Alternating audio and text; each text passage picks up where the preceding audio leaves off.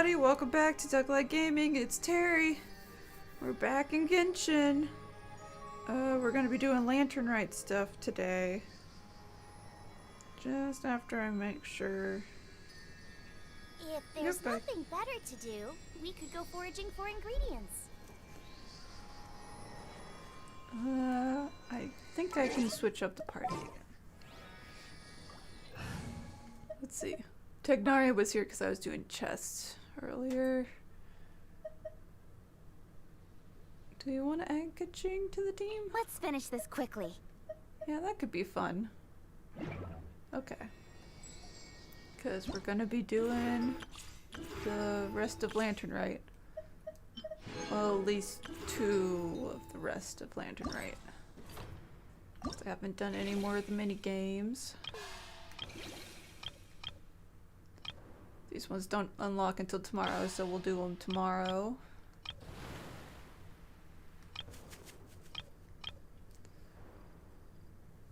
Oh, wait, I need triangle. But this is unlocked. So let's go ahead and continue the story quest. Is there time? Gonna head to Yujing Terrace to meet up with Ganyu. Because last time we were looking for a bard. And or a nymph. And or a fairy. And or an adepti. Person unclear. Description of the person unclear. Hand caught in fan.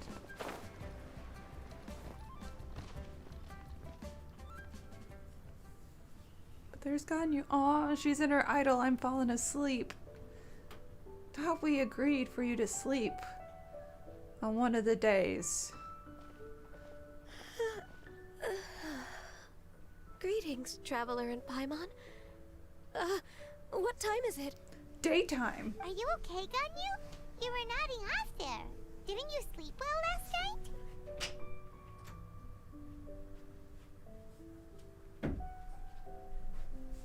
Go talk. Yeah, that's your butt. Yeah. Gotta go. You don't. Yeah, there you go. There you go. You can't be doing licks in here, honey. Fine, you can stay. But only because you're looking that guilty. It's picked up on mic. It's picked up on mic. The dog likes to lick her paws, and so that noise might pick up on mic, but she also wants to stay laying on the bed. And I can't win a fight with her.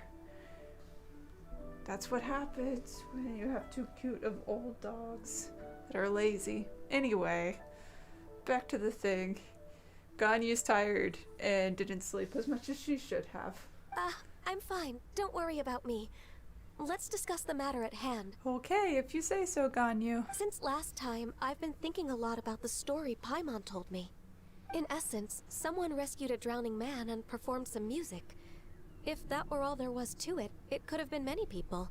Human or Adeptus. Yeah, the person doesn't have to be magical in nature. But the tune was allegedly so wonderful that the drowning man forgot about everything else, even his own impending death, and only came to his senses after being brought to shore.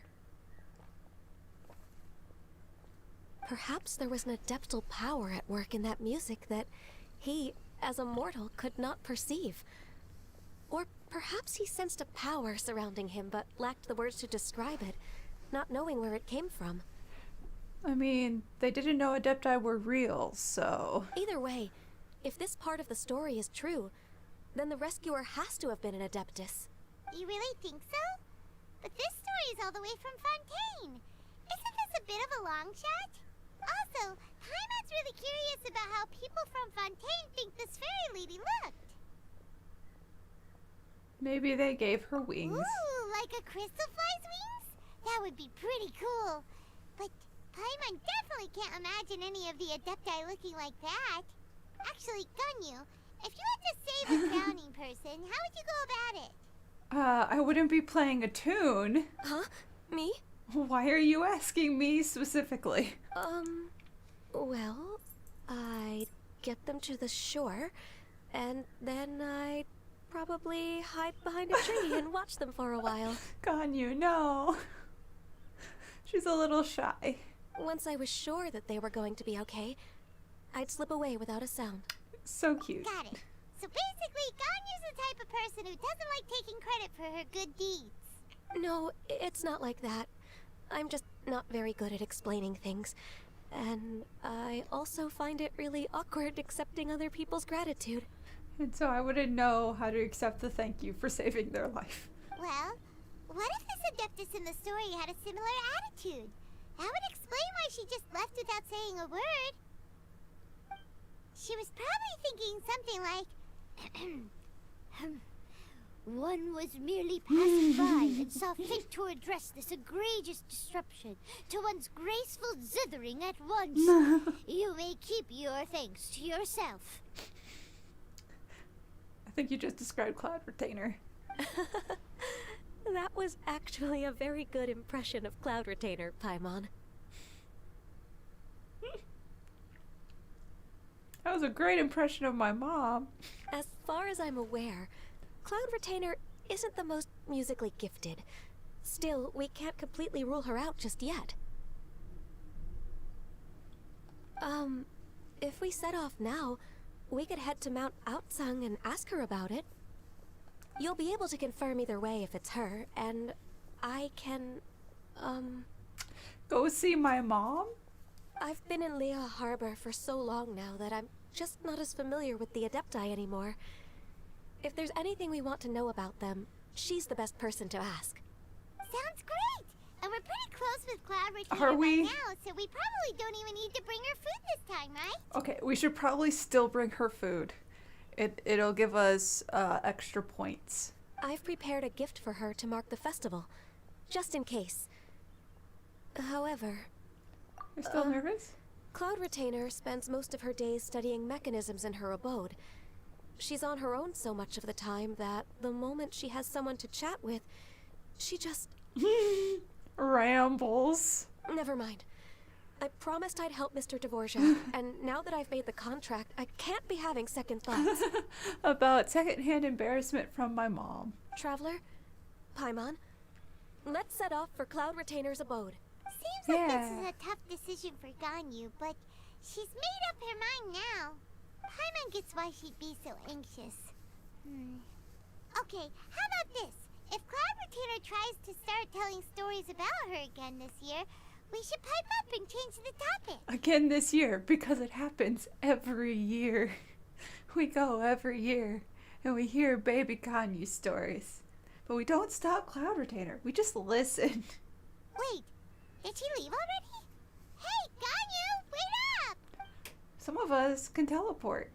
It's fine, we'll catch up. Okay, let's go hear embarrassing baby Ganyu stories. The best part of Lantern Rite. Happens every year.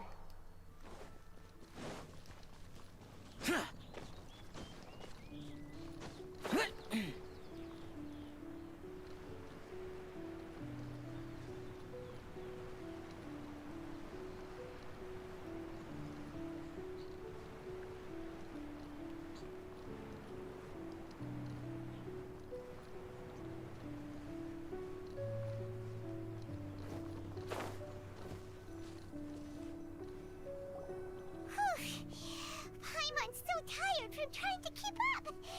Don't either of you need to take any breaks?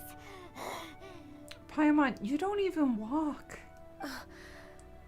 I can't believe it. Cloud Retainer is not here. Where's my mom? Huh?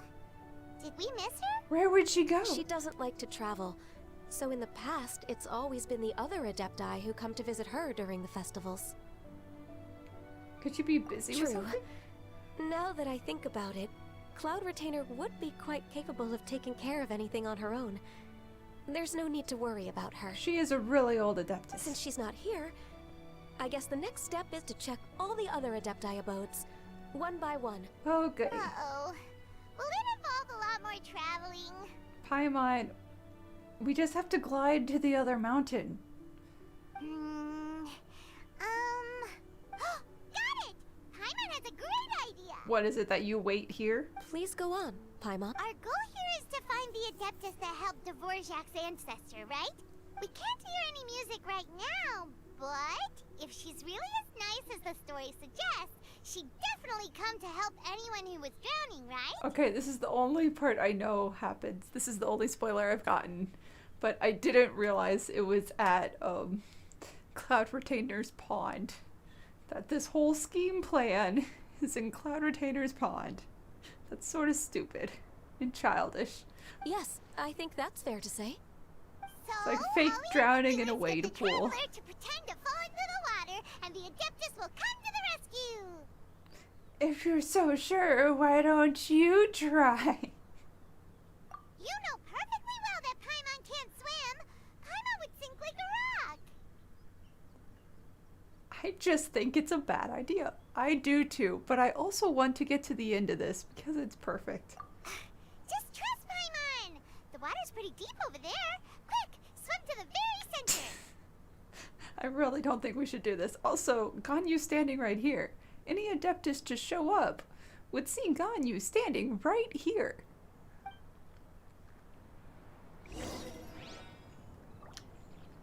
Alright, I'm Xiao. I'm gonna go swimming to be saved by Xiao. It's fine.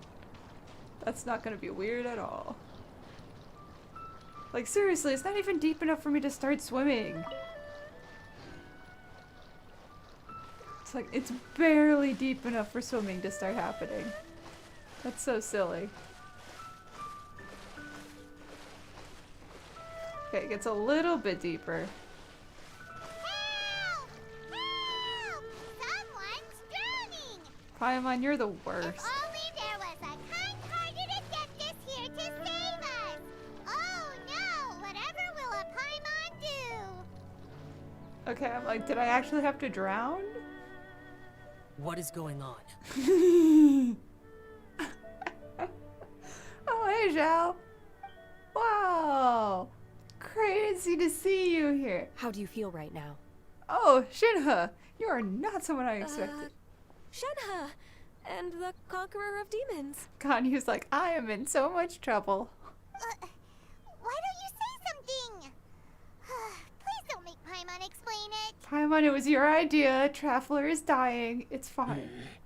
Okay, fine. Paimon will explain. Because Traveler really wouldn't drown on his own. We're looking for an Adeptus who's good at being a lifeguard and playing music. No lifeguard.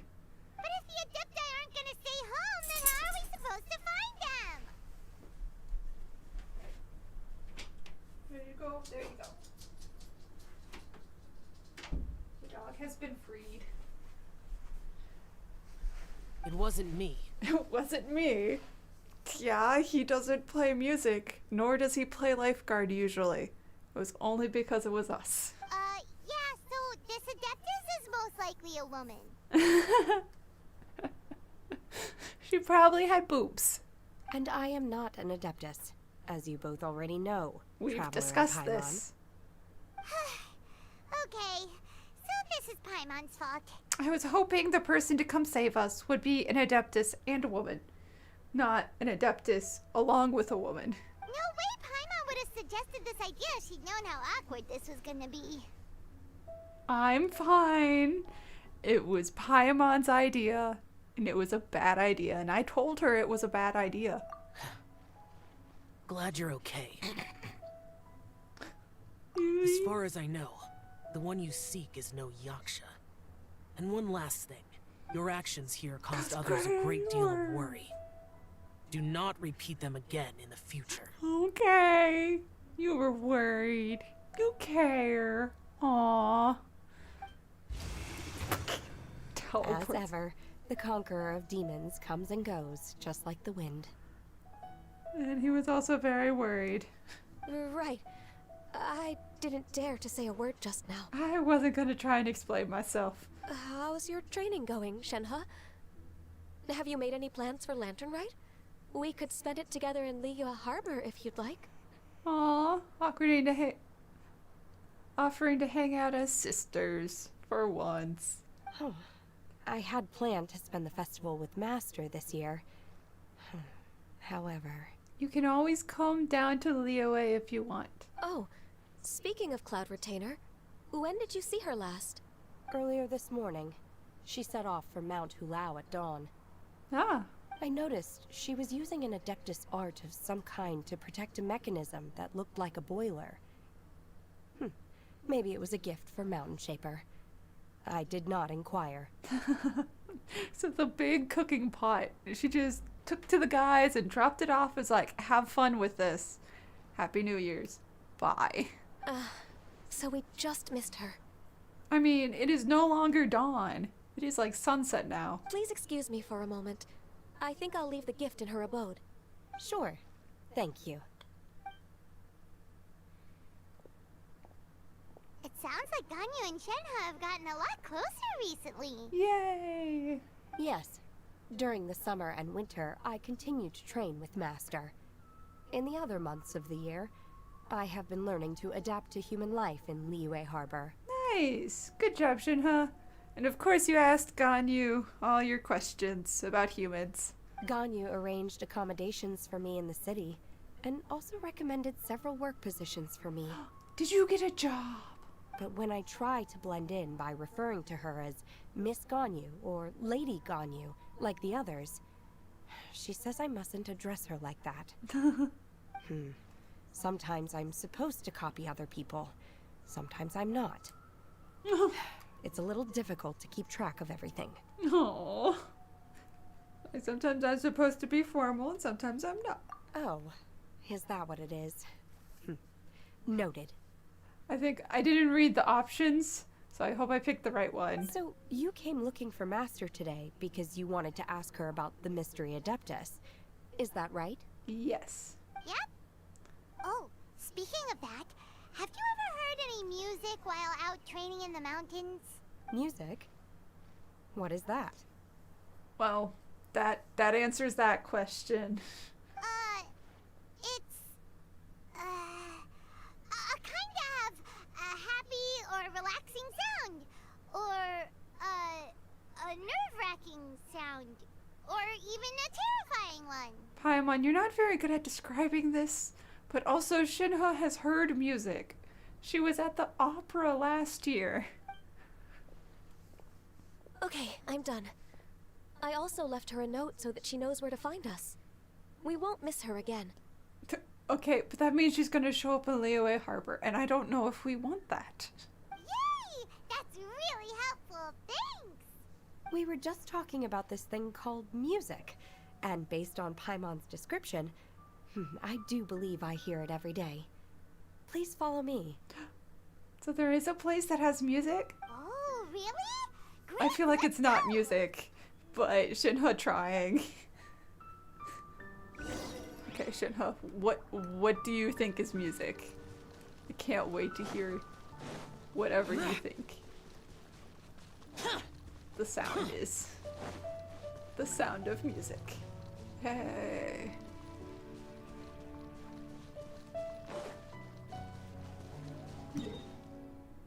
Yeah, it's just down there.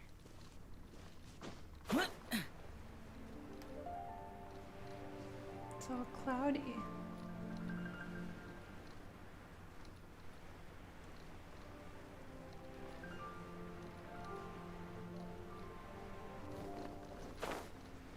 Worthless!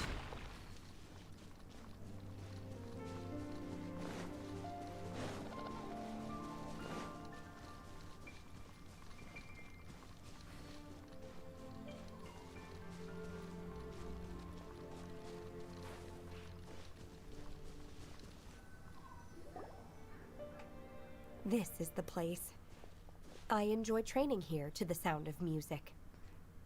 Okay, it's not gonna be music, but we're gonna have to calmly explain that to her. Oh no! Paimon's gone deaf! Paimon can't hear anything! My condolences, Paimon. Oh, whew! Paimon hasn't gone deaf after all! Paimon heard you when you just spoke. Did you not hear yourself screaming? The faint sound of birdsong, the quiet murmur of the streams. These are relaxing sounds. Are they not the music of which you speak? I mean, birdsong is music, so she's right. But this is the music made by someone. Oh, Paimon wasn't quite done with the description. Okay, fine, it's all Paimon's fault. What we're looking for are not the sounds of nature, but melodies played on special instruments. Oh, and a melody is? Go on, Paimon, sing us a nursery rhyme. Or Ganyu, why don't you sing that folk song you sing to the clays, Lily? Huh? Hey, why don't you just sing that one melody Shen has heard before? It'll probably help her to understand what we're talking about. Fingers crossed, I won't attract whopper flowers.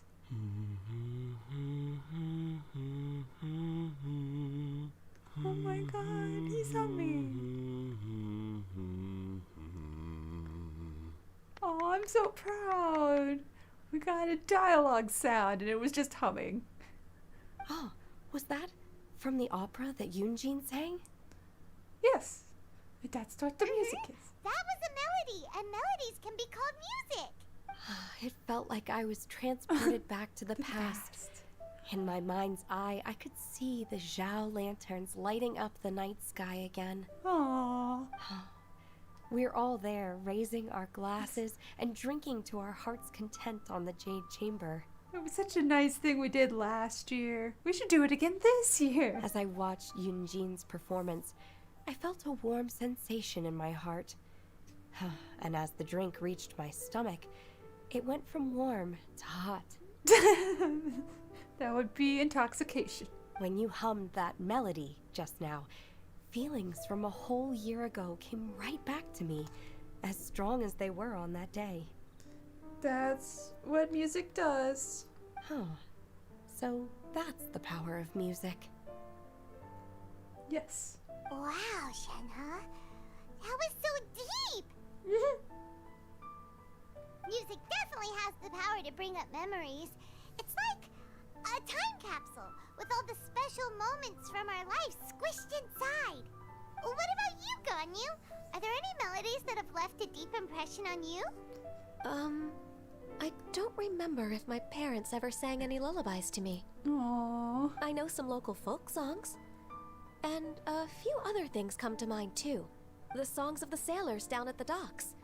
The little ditties that the vendors call out in front of their beloved shops. The tunes of folk artists performing on the streets. All the sounds of Looore Harbor. Yes, that's right. In the past, whenever I heard the sound of those tunes, I always felt that they were worlds apart from me. Nenny and Liyue probably view me as a non-human. Aww. And they are right, in the sense that I never could connect with humans' artistic expression and their sentiments. So I haven't been able to integrate into their community and be a part of their lives. That's not true. You've been part of their lives for generations of their lives. There's a whole family, a multi-generational family that considers you a friend. At least, that's the view I held in the past.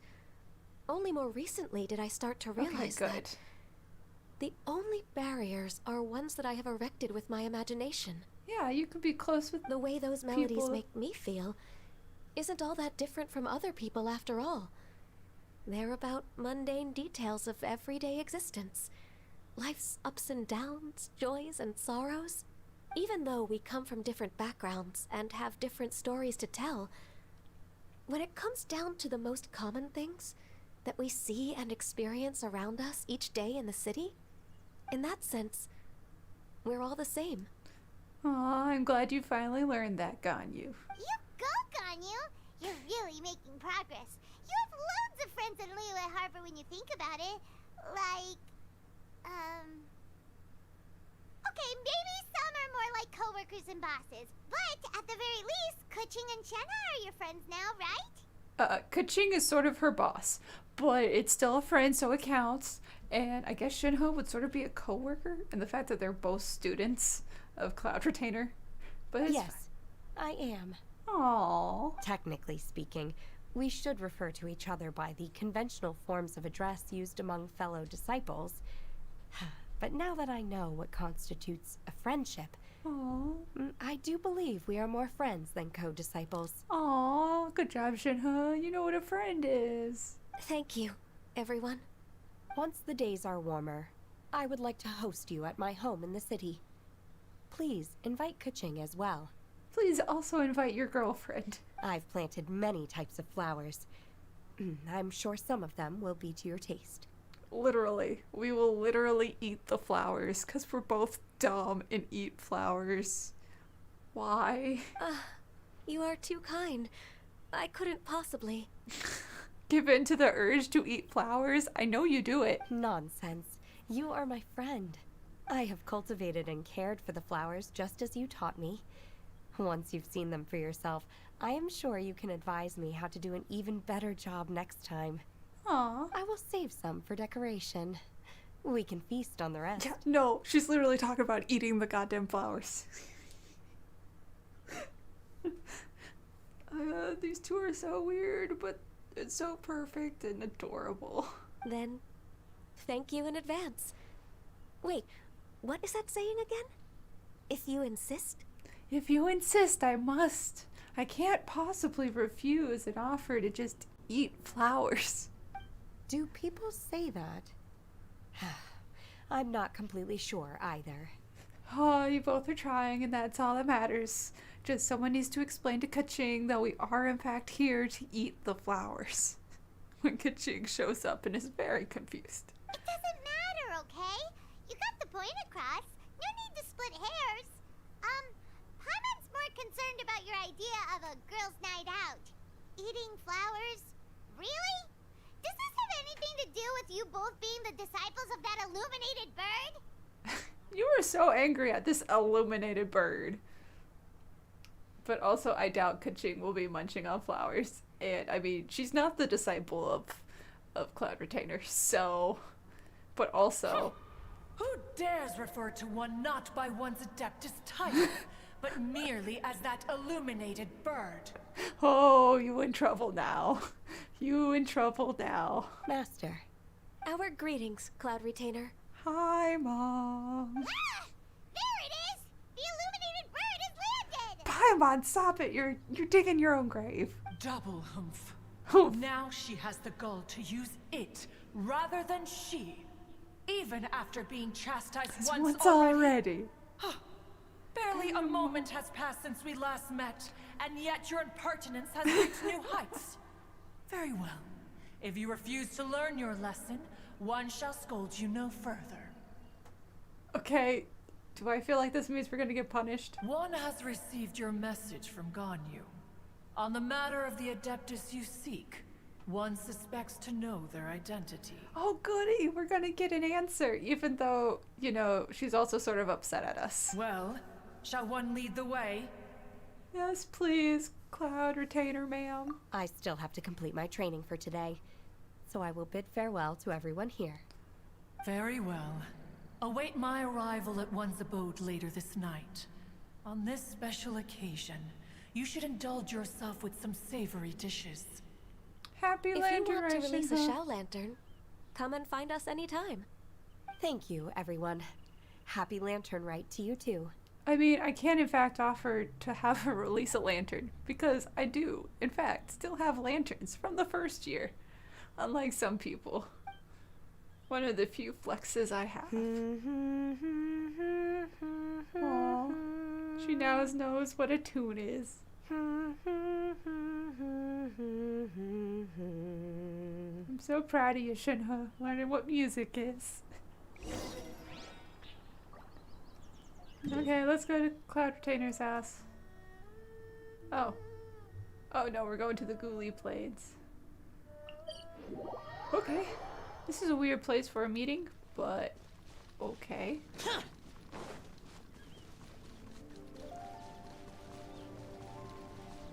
What are we gonna learn out here?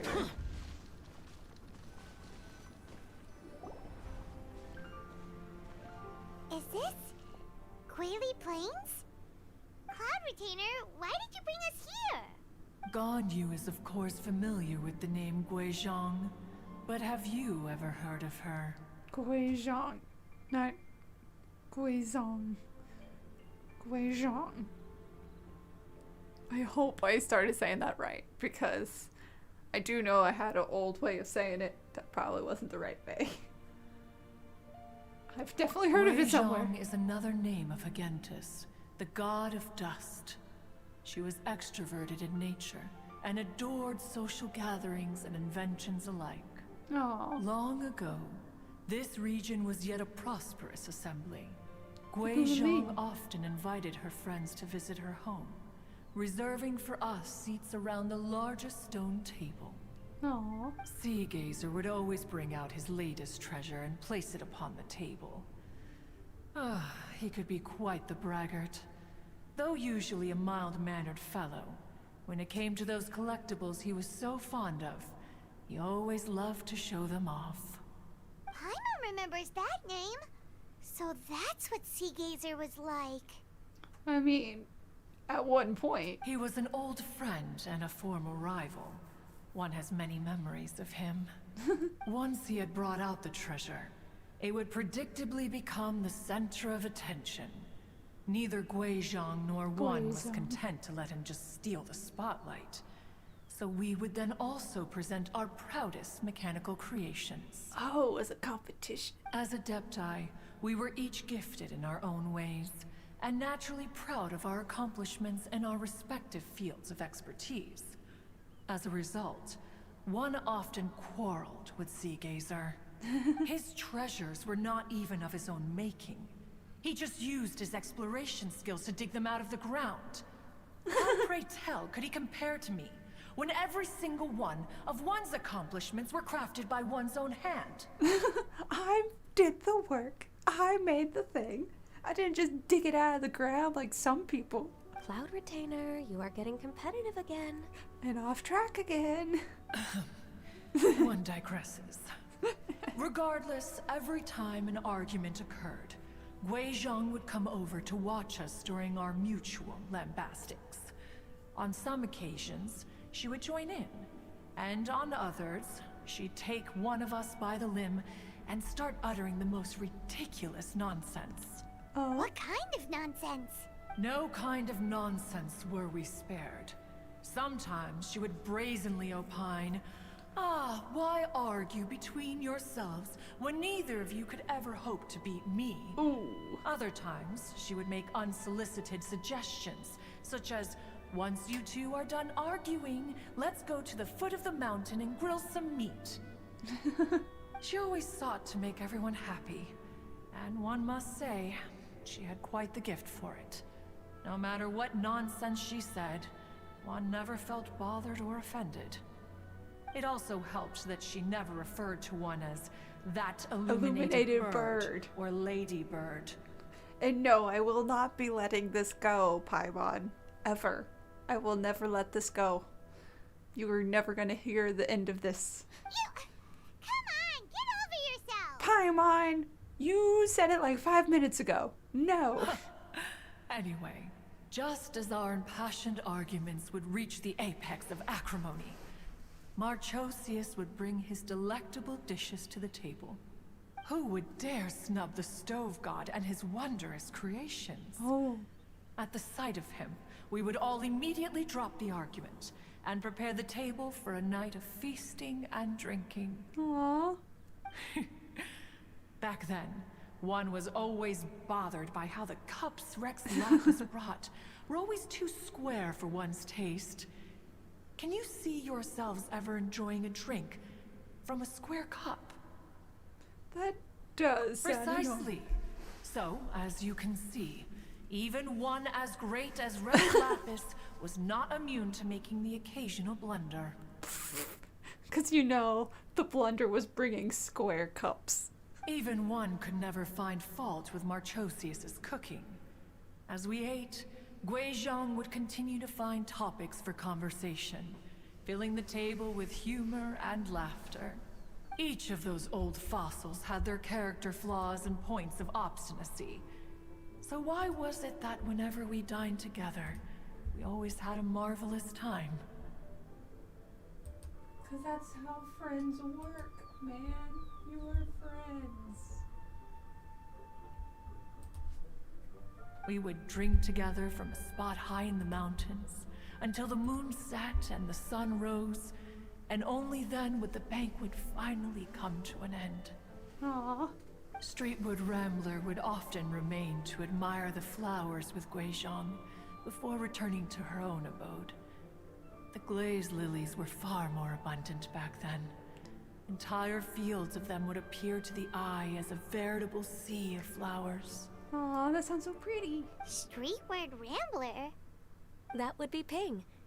You probably know her as Madame Ping. Oh, okay.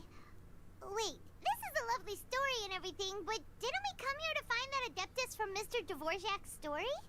Well, I mean, we did learn about a lot of other Adeptus. And I think the whole point is that Guizhong was the Adeptus. Or are you saying that it was Guizhong? Didn't she, already, Isn't she already sorta kinda dead? Alas, long has one avoided this place for precisely that reason. The sights here are a reminder of a time long gone, and evoke much sorrow. Oh. One should have guessed that you would disrupt one's poignant moment of mourning with your incessant questioning.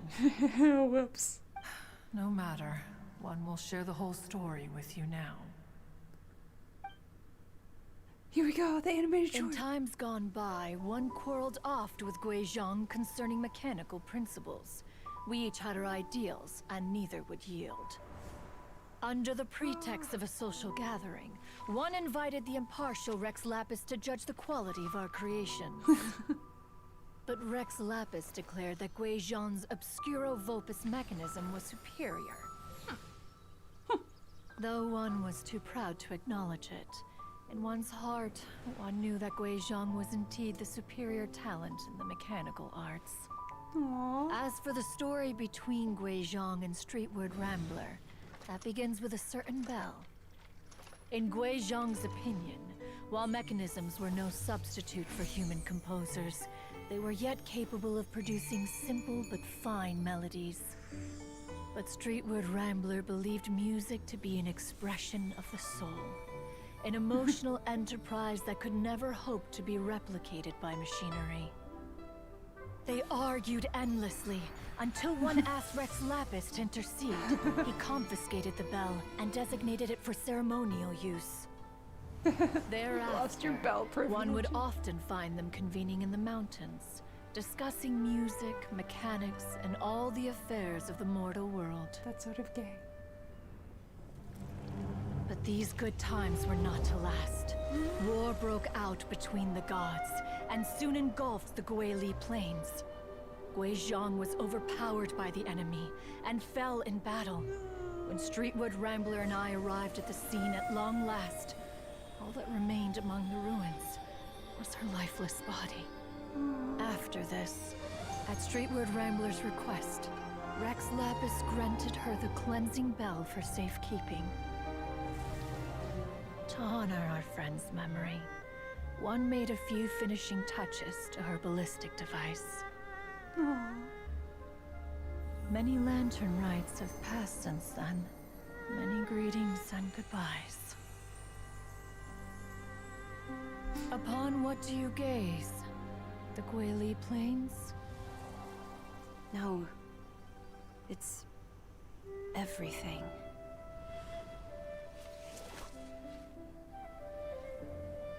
We think of human life as like a lantern that's lit one minute and extinguished the next. But are we Adepti so different? Perhaps as dust settles after a storm, we too must one day return to the world below. One has always been austere and private by nature, and has never relished socializing. One's dealings with Guizhong were born out of discussions on the discipline of mechanics. What? You have loads of friends, and you seem pretty chatty. Just because one is not ignorant of social graces does not mean one is fond of them. One is perfectly capable of partaking in conversation despite being introverted.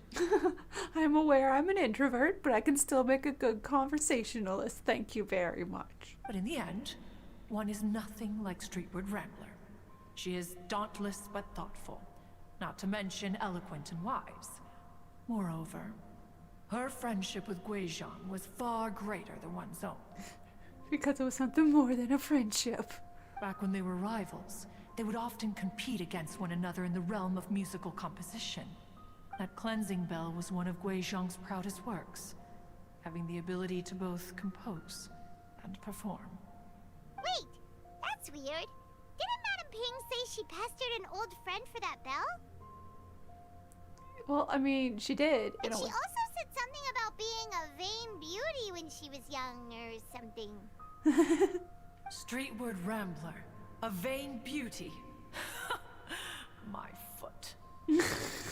That bell has a sad history. Clearly, she refrained from sharing with you the truth of its origins, since the right time had not yet come. It was used for the ceremony for Zhongli's fake funeral, man. I'm not okay with that. That just makes it even more sad. As for her old friend, who else could it be? As soon as Streetward Rambler heard that a certain Zhongli wished to borrow the bell, she realized that the man was none other than Rex Lapis, and that he had made an enormous decision. Well, I mean, I love how no one fell for the whole I died. I'm totally dead, guys. No one fell for it, not even for a second. We're 2 years in and they're like, oh yeah, no, Rex Lapis is still alive. We just also know he's retired and we don't care. After all, we all have known each other for several millennia. Some things between us are implicitly understood. Whoa! So they were talking in secret code? Oh, Paimon did not see that one coming.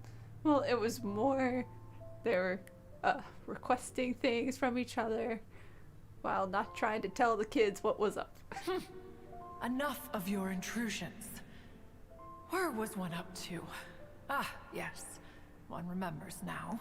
Where was I? The cleansing bell is powered by a mechanical art, and can be used to great effect as an accompanying instrument. After the passing of its creator, it was used on numerous occasions during rites of parting. But Streetward Rambler did not acquire it from Rex Lapis for the purpose of producing further funerary tunes. No. Each time she rang it, it was to play the tune that Guizhong composed on it. The two once clashed over their beliefs about the meaning of music. Who would have thought that with Guizhong's passing and Streetward Rambler's mourning, two tunes composed in discord would eventually become one harmonious composition? Okay, and that's gay. It's just the DDD thing again. Two musical compositions come together as one. It's just a metaphor for gay at this point in media. Once upon a time, Streetward Rambler also loved gatherings, liquor, and music. But after Guizhong passed, she preferred her own company. She could often be found sitting alone at a mountain summit, contemplating and reminiscing with her zither. The music would go from mournful to soothing to impassioned. Many years passed before she finally composed a melody to her satisfaction. In celebration, she played the tune to the clouds. Regrettably, one has only ever heard her play that tune once. Which brings one back to the matter you've been investigating. Perhaps it was during that performance that the ancestor of your Fontaine friend fell into the water and was saved by Streetward Rambler. Okay, but didn't we bring it up to Streetward Rambler? Didn't you just say to go talk to everyone else? But if she was so happy with the melody, why would she only play it once? One was also greatly perplexed by this. After suppressing one's curiosity for a long while, one finally approached her and asked why she would retire the tune after having spent so long on it. It has a gay reason. The reason's gay. In response, she said, "Though the strings that played that melody survive, the one who inspired it is gone. Tell me, Cloud Retainer, when the one attuned to my soul is no longer here, who else could hope to understand this tune?" That's so gay. Like, that is the gayest thing.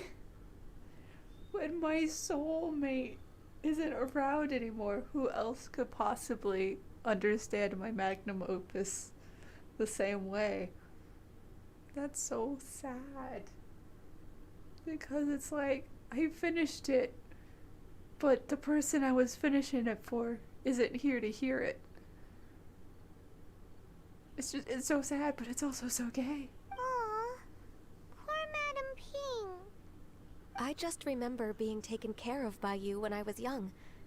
Once the Archon War came to an end, I stayed behind in Liyue Harbor to honor my contract. So I wasn't in the mountains and didn't get to hear this Although music. I met Guizhong a few times, I never knew anything of this particular story. Guizhong was quite the visionary, but tragically passed before her time. Her manuscripts still lie unfinished in the realm of clouds. Blank pages give one cause for contemplation on what might have been. Had you not decided to search for that mystery Adeptus, perhaps these stories too would have been lost to the sands of time. Oh no, that's a trigger thing for me, is I'm the one cataloging and memorizing all of these stories so that they transcend space and time and leave this world. As of now, you know the truth. That the Adeptus who rescued the drowning man was none other than Streetwood Rambler. Do you intend to discuss this with her? I mean, maybe? Probably? Do you mean Ping might find the topic too distressing? Precisely. The passing of our old friend is a heavy topic that both of us are usually careful to avoid. Yeah, I don't understand why it'd be, like, rough to bring up. If I may be so bold, Cloud Retainer, could it be that this is just your own personal opinion? Is that you don't like talking about it, so you assume everyone else doesn't like talking about it? Oh? How so? I've been in Liyue Harbor for quite a long time now, and I've witnessed many farewells along the way. So I, too, am well acquainted with the pain of the passing of a loved one. But this doesn't bring the city or its people to a standstill. They have to keep moving forward. Someone as perceptive and wise as Ping will surely have come to understand and embrace this. Though these immortal mountains have lost an Adeptus, the harbor of mortals has gained a wise elder. No loss can ever be undone, but there is always much that can still be gained. Ping has helped countless people, and will guide many others in the years to come.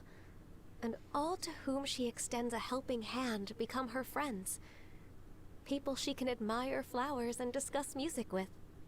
Though it is heartbreaking to lose a kindred spirit, life goes on, because there are new friends waiting for you further down the road. Okay, but none of them are the bond Streetward Rambler had with Guizhong. I'm just gonna say that right now. Those two had a bond that she's never gonna make with these other people. That's just how it is. We even asked Madame Ping what she thought about adding a music festival to this year's Lantern Rite. Oh, when we get back, why don't we just ask her if she'd like to perform? Maybe we can even get her up on stage. Good luck with that. You're gonna get the old lady up on the rock stage. That's gonna be interesting. You youngsters and your imaginations. Why don't you come with us? It's been a long time since you last spoke with Ping, and Liyue Harbor is always decorated so beautifully during the festival period. Is not every Lantern Rite the same in this regard? Were there ever anything new to discuss? One in Ping could meet any day of the year. You just don't like socializing.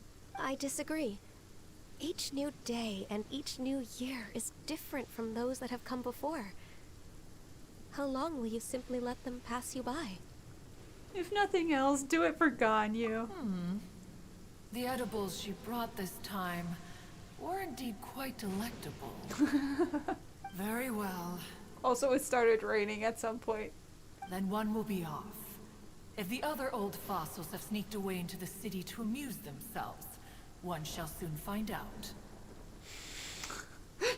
Zhongli and the others. All right. We should be getting back to the harbor as well. We don't want to keep her waiting. Once the Guili assembly, now the Guili plains. Such a shame. Say, if we planted flowers there and cared for them carefully enough, do you think that one day we'd be able to recreate the sea of glaze lilies? That is a goal I would like to see happen. Allow Yes, one please. to take back one's praise from a moment prior. You are still far too given to flights of fancy, child. What? Cloud Retainer? You were still listening? Yeah. One observed that you were making no effort to leave, and returned to chasten and hasten you.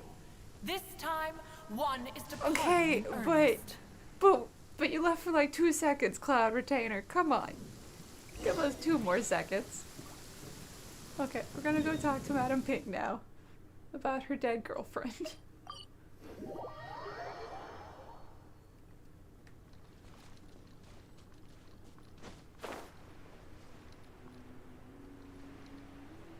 Ah, Cloud Retainer is right there. I see her. I see the model.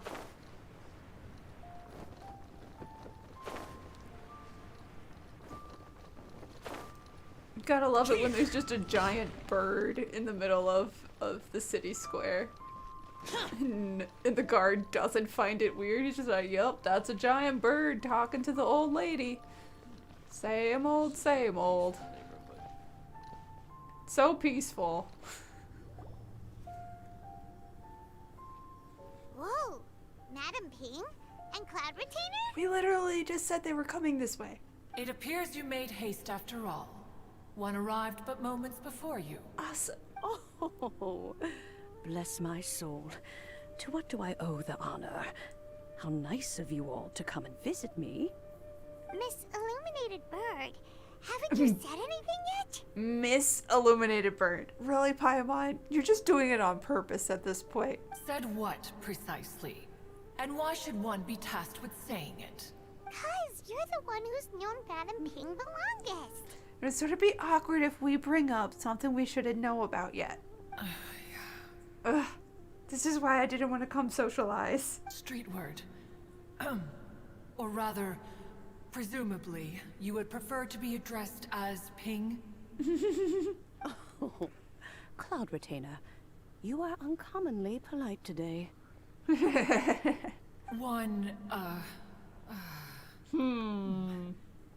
Given that Lantern Rite is almost upon us, the weather in the city is most pleasant, and a sweet floral fragrance lingers in the air. Yes, and... okay. What does that have to do with anything? Ganyu, please continue from here. You have said nothing. You have not led into any of the actual conversation. Huh? Why are you making me say things, Mom? Alright. I guess I'm explaining. So, this all started because we were trying to help Mr. Dvorak find the Adeptus who saved his ancestor's life. And we think you might be the Adeptus. Cloud Retainer informed us that the one who played that melody and rescued the drowning man was none other than yourself. Ah, let me think. Yes, I do believe I recall that encounter. What a long time ago that was. I'm surprised that you still remember it. Even more astonishing, perhaps, is the fact that this story has survived this long at all, when mortal lives are so very brief. It appears that she has proven herself right once again. Aw, what did Guizhong usually say about this sort of thing, immortals? Who's she? Hu do you think? We like to call her Guizhong.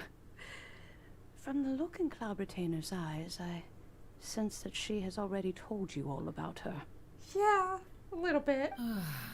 Albeit reluctantly, one might add. You rambled for like 20 minutes. What part of that was reluctant? There is no harm done. After all, Lantern Rite's very purpose is to commemorate the heroes who gave their lives for Looore. Although Guizhong did not live to see the splendid sights of today, she was as much a hero as any other. She was my hero. So how has she proven herself right again exactly? Once upon a time, she said to me that humans were a weak form of life that she wished to protect with her wisdom. But as she interacted more and more with them, her opinions on them began to change. She marveled at the beautiful complexity of their spirits, the sheer splendor of all they could accomplish through their hard work and intelligence. She told us that to underestimate human potential would be to make a grave mistake. With the smallest amount of guidance, enormous power can be unleashed in them. And a human who has reached their full potential may well be her equal. Someone who could have as much to teach an Adeptus as to learn from them. She always had a way with words. Of course she That her mechanical accomplishments were judged superior to one's own was, one suspects, in large part due to her sheer eloquence. Due to popularity. Speaking of mechanics, Cloud Retainer, do you still remember that potted plant mechanism?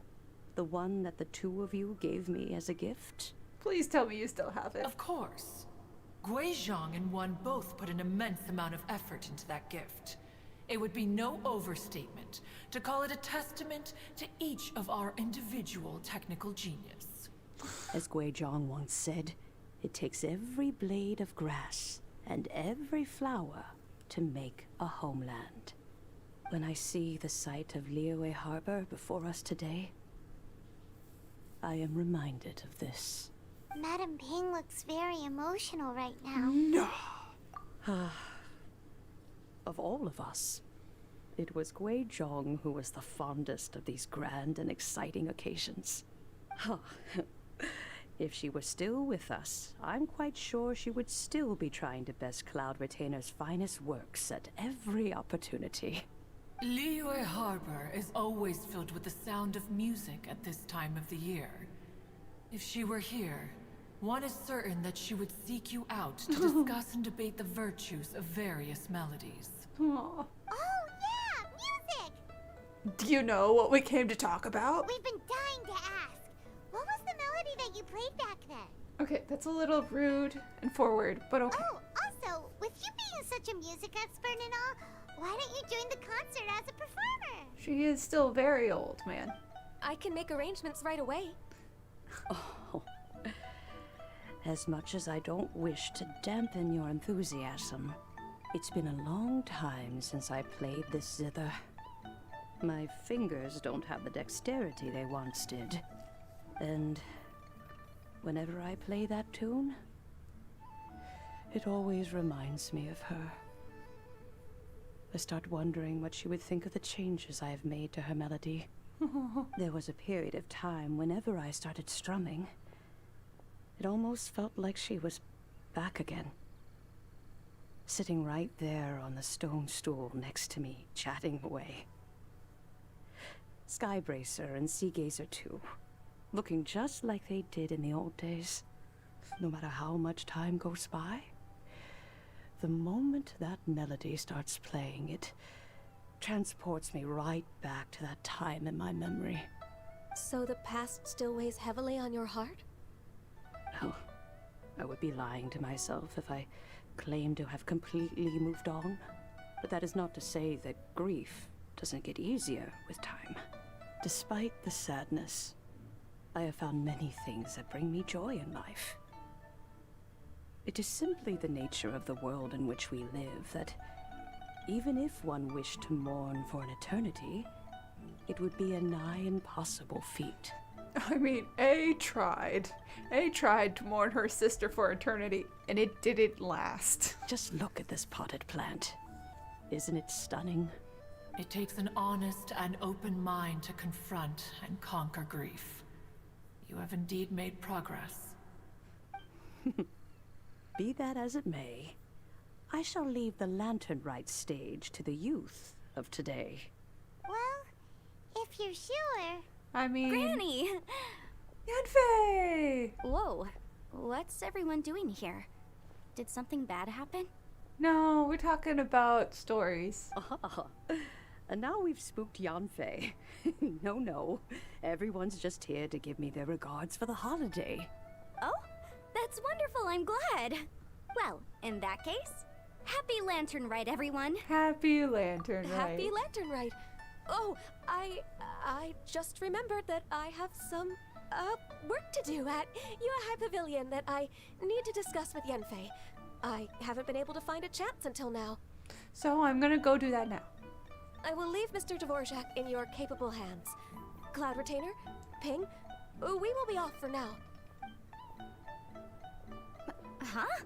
Does it have to be right now? Which case is this again? Hey, Ganyu!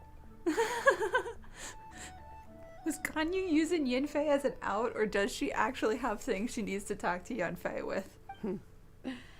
It seems Ganyu still has much to learn when it comes to the art of deception. Yeah, no, she was trying to sneak off. What a pity. She has learned nothing of one's ability to carry a conversation.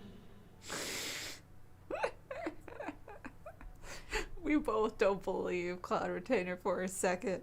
Like, Cloud Retainer did just throw Ganyu under the bus.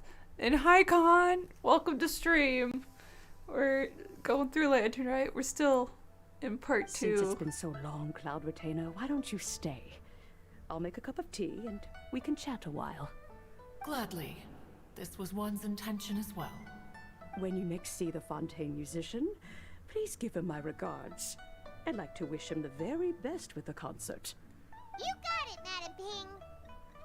Thank you all. I think you've listened to enough of my nattering for one day. Oh no, I've loved the story, Madame Ping. As for that melody, I will play it for you all another time. Goodness knows I need to practice it first. Okay, I'm holding her to this. I really want to hear this melody now. Wow, that'd be great. We'll look forward to it. When that time comes, wherever her spirit may be among the countless grains of sand and specks of dust between the harbor and the mountains, perhaps she will look at the Looore of today and steal a smile when she sees the prosperous land that it has become. All right, let's go tell Mr. Dvorak the news. Yeah, sure. Thanks for lurking. And yeah, I'm just mostly watching cutscenes. There's been no like active gameplay for any of this, but it's great story stuff. I love all the lore This is a bits. peaceful neighborhood. Getting to learn about Guizhong and Cloud Retainer and Madame Ping and all of them has been a lot of fun for this year's Lantern Rite, so I've been enjoying it. But it is mostly cutscenes. Yeah, because now we get to talk to Kaching and the Bard. Mr. Dvorak! Ah, and Kuching's here too! Thanks for helping set all of this up. Welcome back. Did everything go well? Yep. Really, really well. We found the person Mr. Dvorak was looking for. Are you serious? We tell them all everything. I see. So the melody my ancestor heard was an adeptus remembering her late friend? That certainly explains why it was such a powerful and poignant tune. Huh. That's a really interesting first reaction.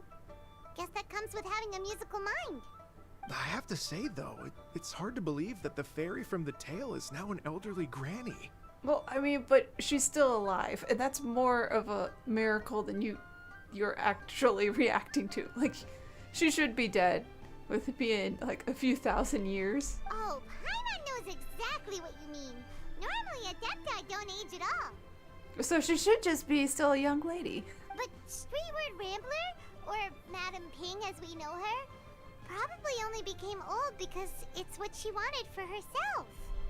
It's the form she wanted to take. She wanted to age like a human would, up until the point of death. She didn't want to actually die of old age. Madame Ping possesses vast knowledge and great wisdom. Whatever physical form she may decide to take, her mind and wits are as sharp as they come. Yep, Kuching summed it up perfectly. That's exactly what Paimon was trying to say. To be fair, Cloud Retainer can take a human form whenever she wants, and she's been a bird for the last 3 years. Hell, probably the last 1,000 years she's been a bird. I think... yes. I must thank her in person. Okay, wait for them to finish tea time first. That can wait until after the concert, though. Good. For now, I need to devote all my emotional energy to the performance. Ah, speaking of, Madame Ping wishes you all the best at the music festival. Paimon has a sneaking suspicion that she'll stay in her usual spot, but listen to the performances from afar. Wait, are you serious? Of course. Oh no, now I'm starting to get nervous. Just treat it like any other performance that is also being listened to by, like, the best musicians of all of Liyue. Okay, alright. Nope, another rehearsal is in order. Please excuse me, everyone. Nope, I need to practice again. Mr. Dvorak? He's already gone. Paimon wasn't even finished telling him everything. It's all he needed to know. Before we set off on our search with Ganyu, he asked us about what music means to people. After our recent adventure, Paimon thinks we have a lot more to say about that now. Yeah? Please, share your insights with me. Oh, of course. Well, we found out that music can be used for good, but also for bad. Yes, and? It can make people happy and moved, but it can also be sad and bittersweet.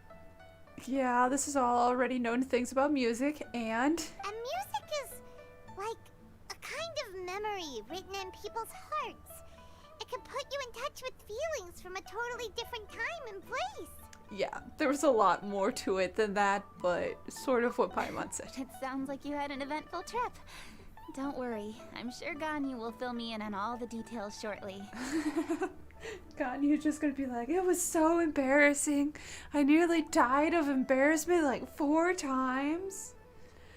Like, first they jumped in the river and pretended to drown and embarrassed me in front of the conqueror of demons of all people. And then my mom showed up. And that was also embarrassing. They called her an illuminated bird. I'm never gonna live that one down. Wait, does that mean you're gonna carry on working? For a little bit. Just a few things to wrap up. All the groundwork is done. As long as everyone enjoys the festival activities, all our efforts are worthwhile. Well then, catching happy Lantern Rite. Happy Lantern Rite to you as well.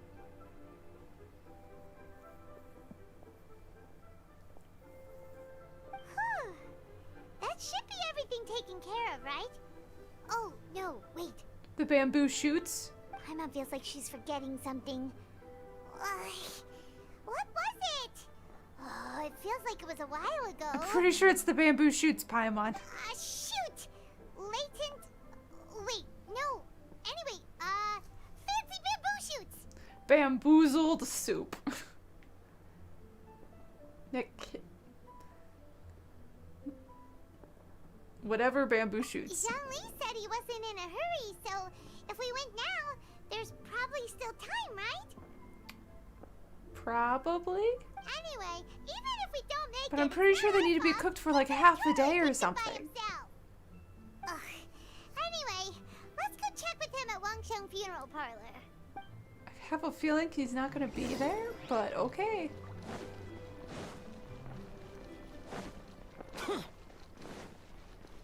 Let's finally return this bamboo to the guy.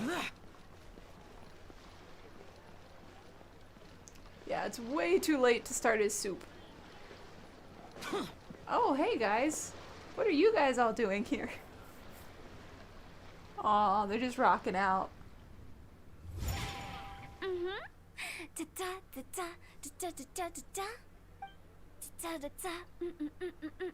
All right, let's take a break here. Oh wow, look who it is! Are you here to hang out with everyone's favorite funeral director? So you're just casually practicing your rapping skills at the entrance to your funeral parlor? In broad daylight? Okay. Wow. It's not like freaking me out, because Hu Tao's done weirder things than rap, but... After everything we've been through, you don't see me for a hot minute, and you're back to being scared of your own shadow. Yeah, a little bit. We have all this open space, a clear view of the mountains behind and the sea in front. Not to mention we have several invisible audience members enthusiastically cheering us on. It's the perfect spot to rehearse. Okay, maybe don't tell everyone else that there's ghosts watching us at all times. That sort of makes people nervous. Invisible audience members? She's talking about the ghost Paimon. Gotta say, it took me a few days to get used to Director Hu's way of talking. Xinyan was pretty spooked too when she first got here. Just like when she sees a frog, but a giant frog with sharp teeth. Come on, knock it off. What's wrong? I've never seen someone look so confused before. Well, don't worry, because Director Hu's here to explain it all. Oh goody, please explain. There once was a Fontaine musician who went around town on a mission. He came door to door for his iridescence tour, looking for acts to audition. With my words, Shenyan's chorus, and Yunjin as our mentor, we'll take the stage by storm with flames roaring and the whole audience calling for more. I mean, I guess that was a rhyme for like the first half. For sure! The whole dance floor will be yelling encore! Encore! Oh, now Paimon's rhyming along. But when you say flames roaring, are you sure this'll be safe? I mean, we have 2 pyro vision holders. They'll be fine. They got this. They can totally control that much fire. Oh, don't you worry about that. I'm pretty experienced on the stage, and I've already informed the Yuhong of all the pyrotechnics we're planning on using. Okay, so it's pre-approved vision use. Huh. Awesome. Guess we'll just have to trust Xinyan on this one. Have you seen Zhongli? Oh, Zhongli. He took one of those fancy meal boxes and set off for the mountains. Said he wanted to pay a visit to some old friends. It's a real pity that he couldn't be around for this. As well as being a true connoisseur of traditional art forms, he's able to appreciate Xinyan's performances too. Okay, that makes me... That's funny. Grandpa enjoys rock and roll. Yeah, that's right. Matter of fact, he was the one who first invited me to perform here. Aww. To tell the truth, though, I never thought I'd really find myself rehearsing here one day. Well, now you know. The Wangsheng Funeral Parlor is a great location. All of you are always welcome to come and hang out here, especially if you're in the mood to try something new. I mean, I guess, but it's still a funeral parlor, Hu Tao. I can speak to that. Hu Tao is always full of fun surprises. And jump scares. Oh yeah, she's good at this. Actually, Xinyan, I have some lyric ideas for your part. Do you want to go through them together? Oh, sure thing. I'm all ears. Oh, Traveler and Paimon, I believe Zhongli was heading to Mount Hulao, so make sure you're hiking up the right hill. Thanks. When you see Zhongli, please pass on this message to him. It's up to him whether he wants to support us at the performance tonight, but I expect him to make time for the upcoming banquet we're planning. No excuses. It is Hu Tao's banquet, but she did also invite Zhongli. Which means we definitely are the ones inviting Xiao. Oh, heck yeah. You should join us too. It'll be a riot. If there's one thing I've learned from being a funeral director, it's how to throw a party. Hu Tao, no. No. At least it won't be that kind of party, but Hu Tao, no. Alright, let's go see what the guys are up to during a Lantern Rite. The ladies are having tea time and reminiscing about their gay times with Guizhong.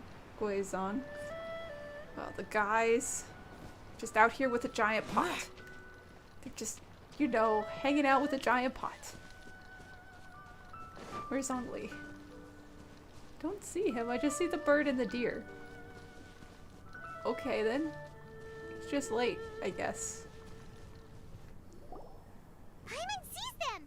It's illuminated deer and illuminated bird number 2! Paimon, no, you have to stop doing this. Cause now I'm never gonna remember their actual names. You can't do this to me. A familiar face. Have you come from Looore Harbor? How is the city nowadays? Everything's great! But you know, if you're so curious, you can always go and check it out for yourself. In fact, Mooncarver has been taking many walks on Mount Tianheng in recent times. I believe the sights of the city are quite familiar to him. Hey, Zhongli! Zhongli! Here you are! We've brought the bamboo shoots you wanted. We are so late, but we did it, and we even climbed a mountain to deliver them, so you better say thank you. Impeccable timing. Are we, though?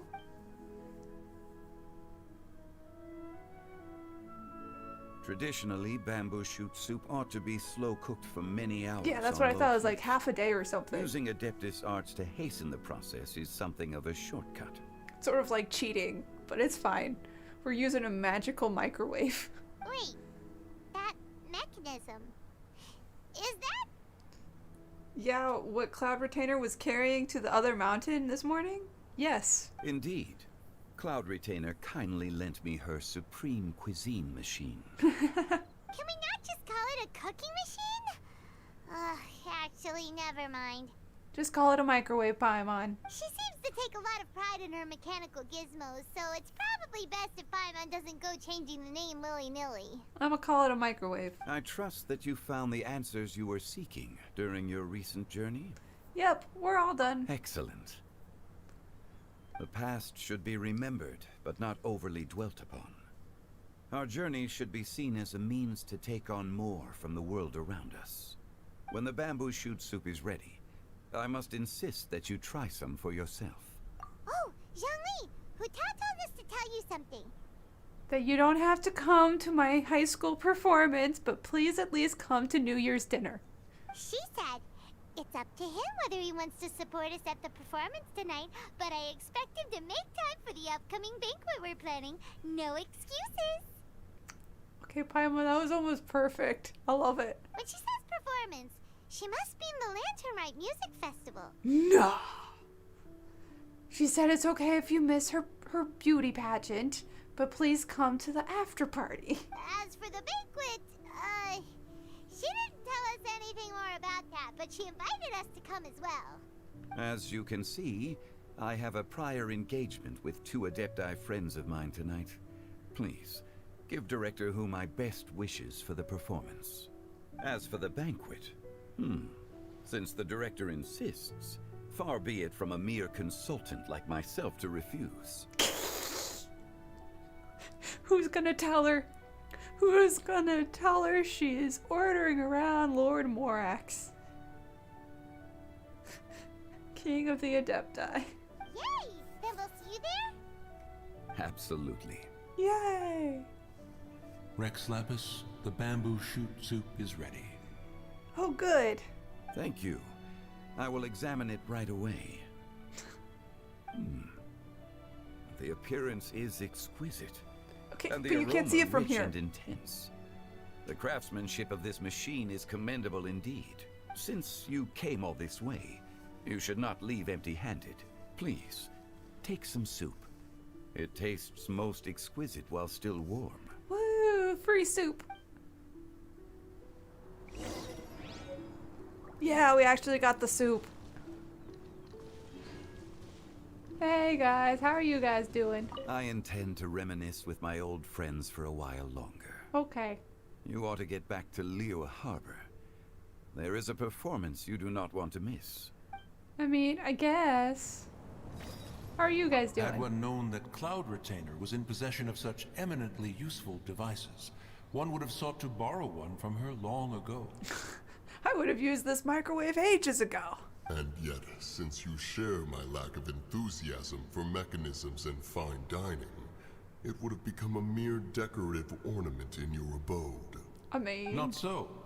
Had one had such a device to make up for one's lack of culinary prowess, Shenhe would not have had to rely on flowers and herbs alone for sustenance, while under one's care. Is that why she likes flowers so much? Is she's learned to just eat flowers because you didn't know how to cook a sandwich? In that case, shall we rendezvous with Cloud Retainer one day soon, and request to borrow one more Supreme Cuisine machine? Maybe we should just keep one long term. A fine idea. A fine idea indeed. We're gonna actually feed our daughter proper food items. Good. Stop giving her flowers. That's not what humans are supposed to eat. But okay. Here we go. Here's the performance part. The rock and roll concert.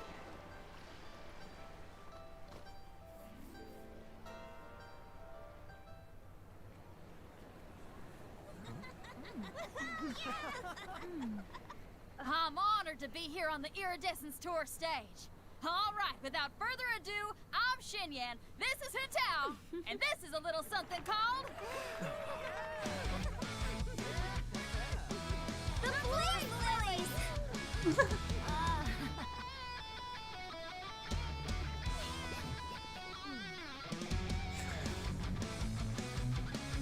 I'm up here blazing trails through the midnight sky, lighting up the world below.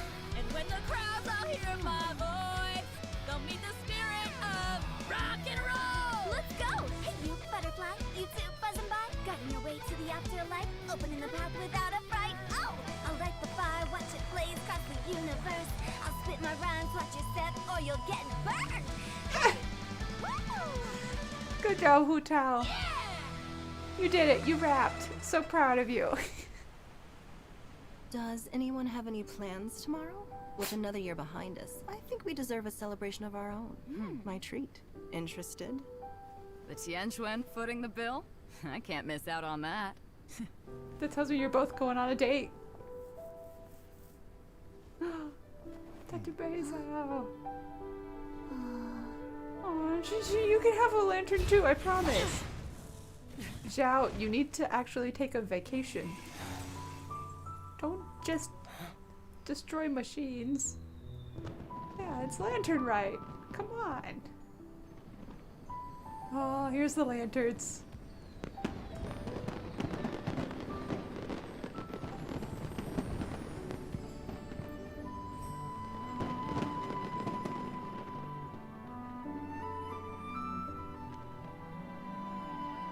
Yeah, the new version of the music. Master, listen!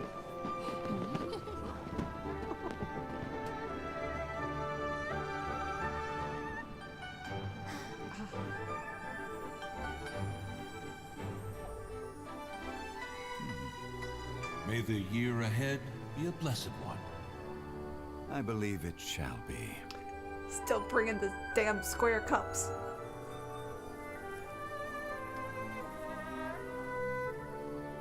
Master, the Xiao lanterns, Ha! Elementary. One shall fashion for you a Xiao lantern, the likes of which the world has never seen. And you must take it to Liyue Harbor to display its magnificence for all. I'll make you your own little lantern. You can go show it off to all your friends because it's going to be the best lantern they've ever seen.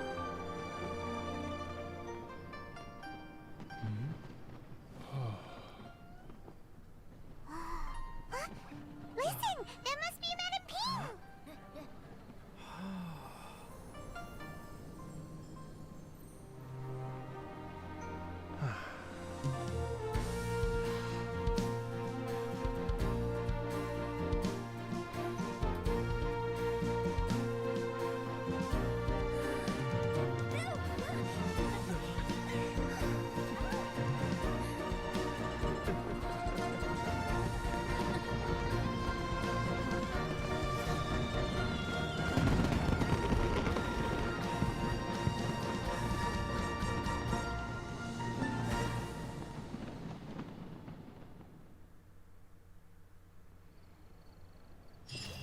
Oh, so good. I loved it. Not as good as the actual animated short, but still good. Also love the raft we built this year. It's very pretty. But it also isn't floating like the last few have. So, yeah. But also, hi guys. What are you guys doing out? Okay, now I need to get a move on and write my next song. Listen to you. You only just fulfilled one lifetime dream.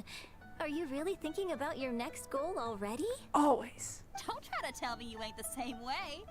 I bet you've already thought up a name for your next opera, haven't you? You know me too well, Xinyan. The Adeptus Seeking Voyage. How does that sound? Oh, man!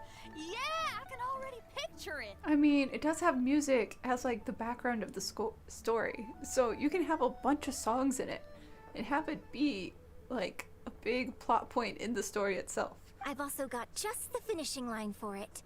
I'll close with, "And the celestial melody echoed through the clouds forevermore." Aw, that sounds nice.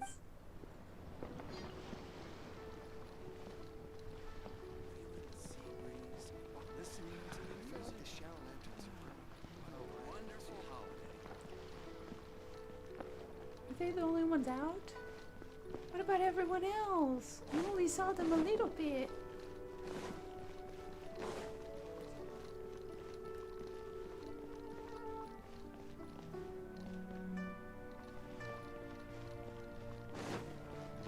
Hold on, before we time travel to the next day, I want to check real quick. Cloud Retainer and Madame Ping are still upstairs. I doubt it. I feel like they already despawned and I probably should have talked to them before.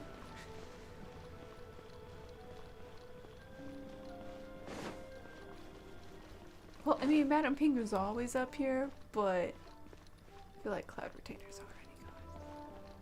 Oh yeah, they're both gone. Oh well. They're having tea in a teapot. That's what they're doing. Just, it makes sense. Also the fact that she's planting glazed lilies right here. Like right by her tea spot. To remember her friend.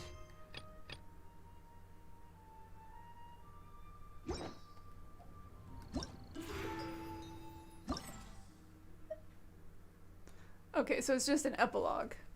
And then there isn't a part 4. But that's fine. It's fine. The epilogue is all that really matters. So that's when we go to dinner with everybody. So I just have to teleport to like right around there, I think.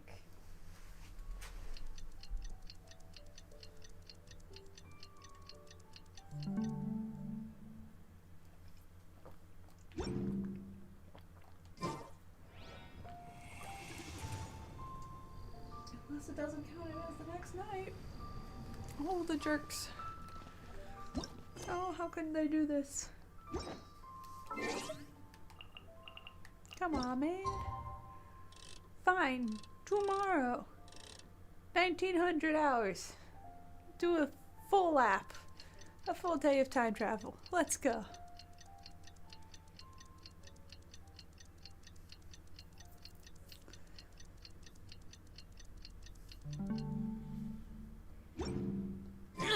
Traveler, hurry! It's almost time for us to join Hu Tao for dinner! Oh, we gotta hurry. We're gonna be We'll late. be meeting at Shenhe Kiosk. It's the place with a really long wait list. Yeah. As expected of the parlor director, always so generous. Come on, let's go! We've eaten here like 3 times at this point. It's not that long of a wait list for us, because we're special.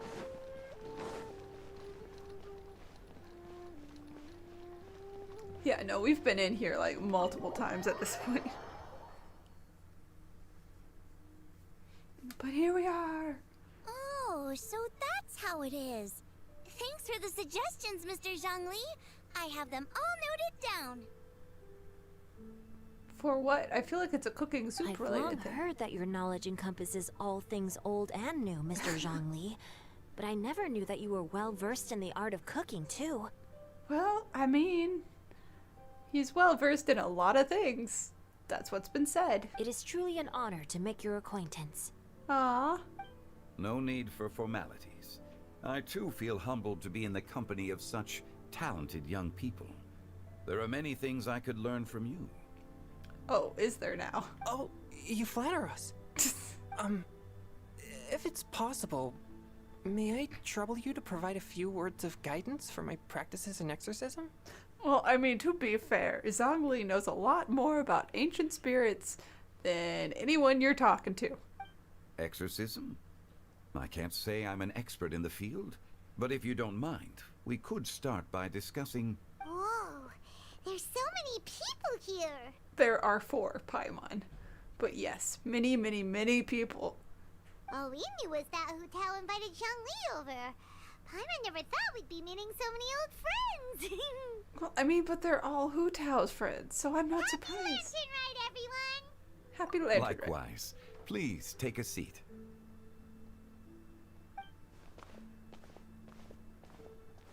Okay, so we show Happy up. Lantern Rite! Are you having fun? I'm learning a lot. Me too. I've seen Xinyan perform before, but this is the first time I've watched something like this. I heard that the audience loved it too, and she's been receiving quite a lot of performance invitations. That's great! lately. I'm so proud of her. She's more Good. busy than ever, and Yunjin's gonna help her. Awesome. Yep, and they asked us to pass on their season's greetings to everyone. They hope we'll have a wonderful gathering. They're too busy dealing with all of the performance stuff, so they won't be joining us in the 2 empty seats. The performance was spectacular indeed. However, it gave Xiangling a huge burst of inspiration, which in turn gave us a bit of a headache. Us? Did Xiangling ask you to try out her dishes too? That, my friend, is beside the point. Watching you eat was enough for me. Come to think of it, I probably shouldn't have burdened Chongyun with eating my share too. Sing Cho, you little shit. Every time, you keep tossing everything on Chongyun. Hold on, Xiangling came up with a new recipe? Let Paimon try! See, someone here knows how to encourage people. Thanks, Paimon. Oh, and I have to thank Mr. Zhongli too. He gave me lots of useful pointers that really drove it home for me. Oh, so that's what you were talking about before we arrived. That and also exorcisms, but that's not the point. Yes. Since we'll be dining together, the topic of our conversation naturally revolved around cooking. Xiangling's ideas are truly unconventional. Her choices in both ingredients and spices are comparable to a melody dancing on the tongue.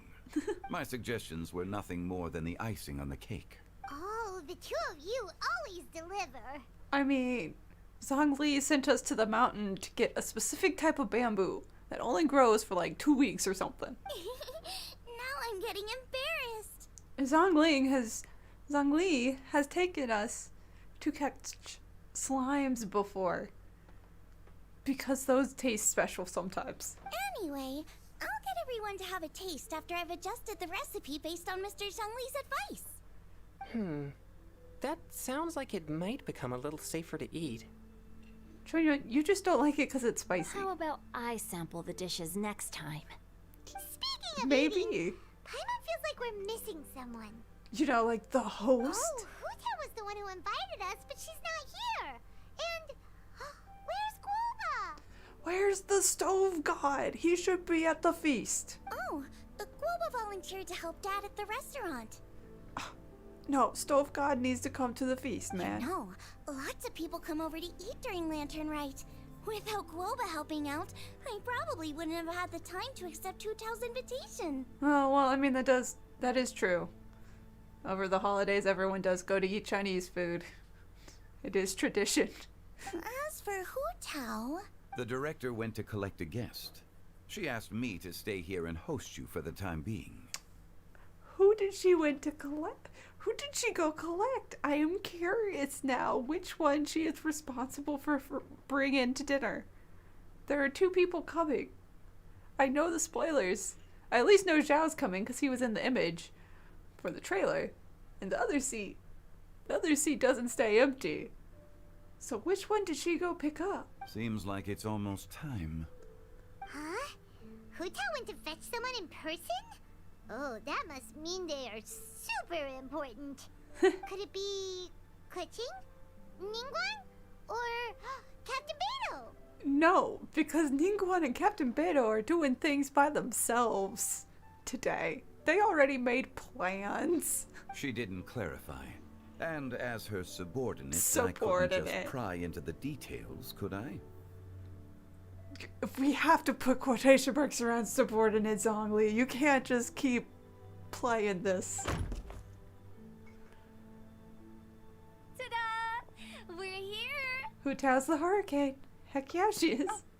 Oh, we're not late to the party, right? Never. Good thing the Conqueror of Demons and I are both as swift as the wind. And whoosh, we made it just in time. She did. She went in and invited Xiao. She's on to us. How could she? How could she do this? No way. Our boyfriend. Please don't make a thing. I love how it's all just silent exclamation marks. Oh. Oh. Awkward. And then awkward. Oh, it's my son. She invited my son to the family dinner. I shouldn't be surprised by this. I see. So the important guest is the Conqueror of Demons. I've been looking forward to meeting you. God, Zhongli, you need to... Oh my god. Been looking forward to meeting you, person I've never met before in my life. I hate to tell you, it is physically impossible for Xiao to not call you Rex Lapis, so this isn't gonna last very long. It's Lord Rex Lapis. The director didn't mention anything when she invited us. What a pleasant surprise. Gathered here with us tonight are not only young and accomplished individuals, but also the protector of Leo's peace, Adeptus Alatus. Why would you know that's his name? No one should know that. You failed 2 seconds in and you already failed the test, man. They only know his name as Xiao if they're a normal human. No one should know his Adeptus name Alatus except you. Maybe a few of the other Adeptus. And the other Yakshas who are all dead. So it's only you. You busted yourself. To convene here with all of you is indeed a great honor. You are putting way too much effort in this. Also, hi Stevie. Yeah, he failed so hard. Hi Stevie. But it's gonna get... Few days ago at Wangshu in... Please tell me. It's almost Lantern Rite. Yet you took all the trouble coming here. It was planned, it was scripted, and yet Zhongli still failed. He still failed. A few days ago, he came to Xiao like, hey. What? That's crazy. Well, it's like, we're not pretending that Xiao is an Adeptus. No, we're pretending that Zhongli has never met Xiao. But 3 days ago, Zhongli walked up to Xiao and was like, hey, by the way, Hu Tao's gonna invite you to dinner. Warning. The director has a way of making it difficult to decline. Rex Lapis, may I ask what troubles you? See? He cannot. It is physically impossible for him to not call Zhongli Rex Lapis. This isn't gonna get us very far. The director asked me to buy sesame oil in preparation for the celebrations. What does that have to do with talking to Xiao? Then why would you come all the way to Wangshu Inn? Yeah. I had a pleasant chat with Chef Yen Chao and received some spices from him. And, see? Here's some matsutake and a portion of ham. Yeah, so you came to talk to What one about chef. the sesame oil? What about the oil? It's a shame. I couldn't find the kind the director was looking for. Darn. Was that it? Was it just, oh, I'll just invite Xiao? I'm sure you're exaggerating, Zhong. Sir. Hey, we almost got it. We almost got him to say Zhongli. And he caught himself and decided, no, I still can't do it. I still cannot do it. Sir. There he goes again. Enough with the pleasantries. Go let our guests take a seat. It's gonna get worse. Just say it. Just say you two know each other. Everyone here today is well known in their own field and has probably heard about one another to some extent.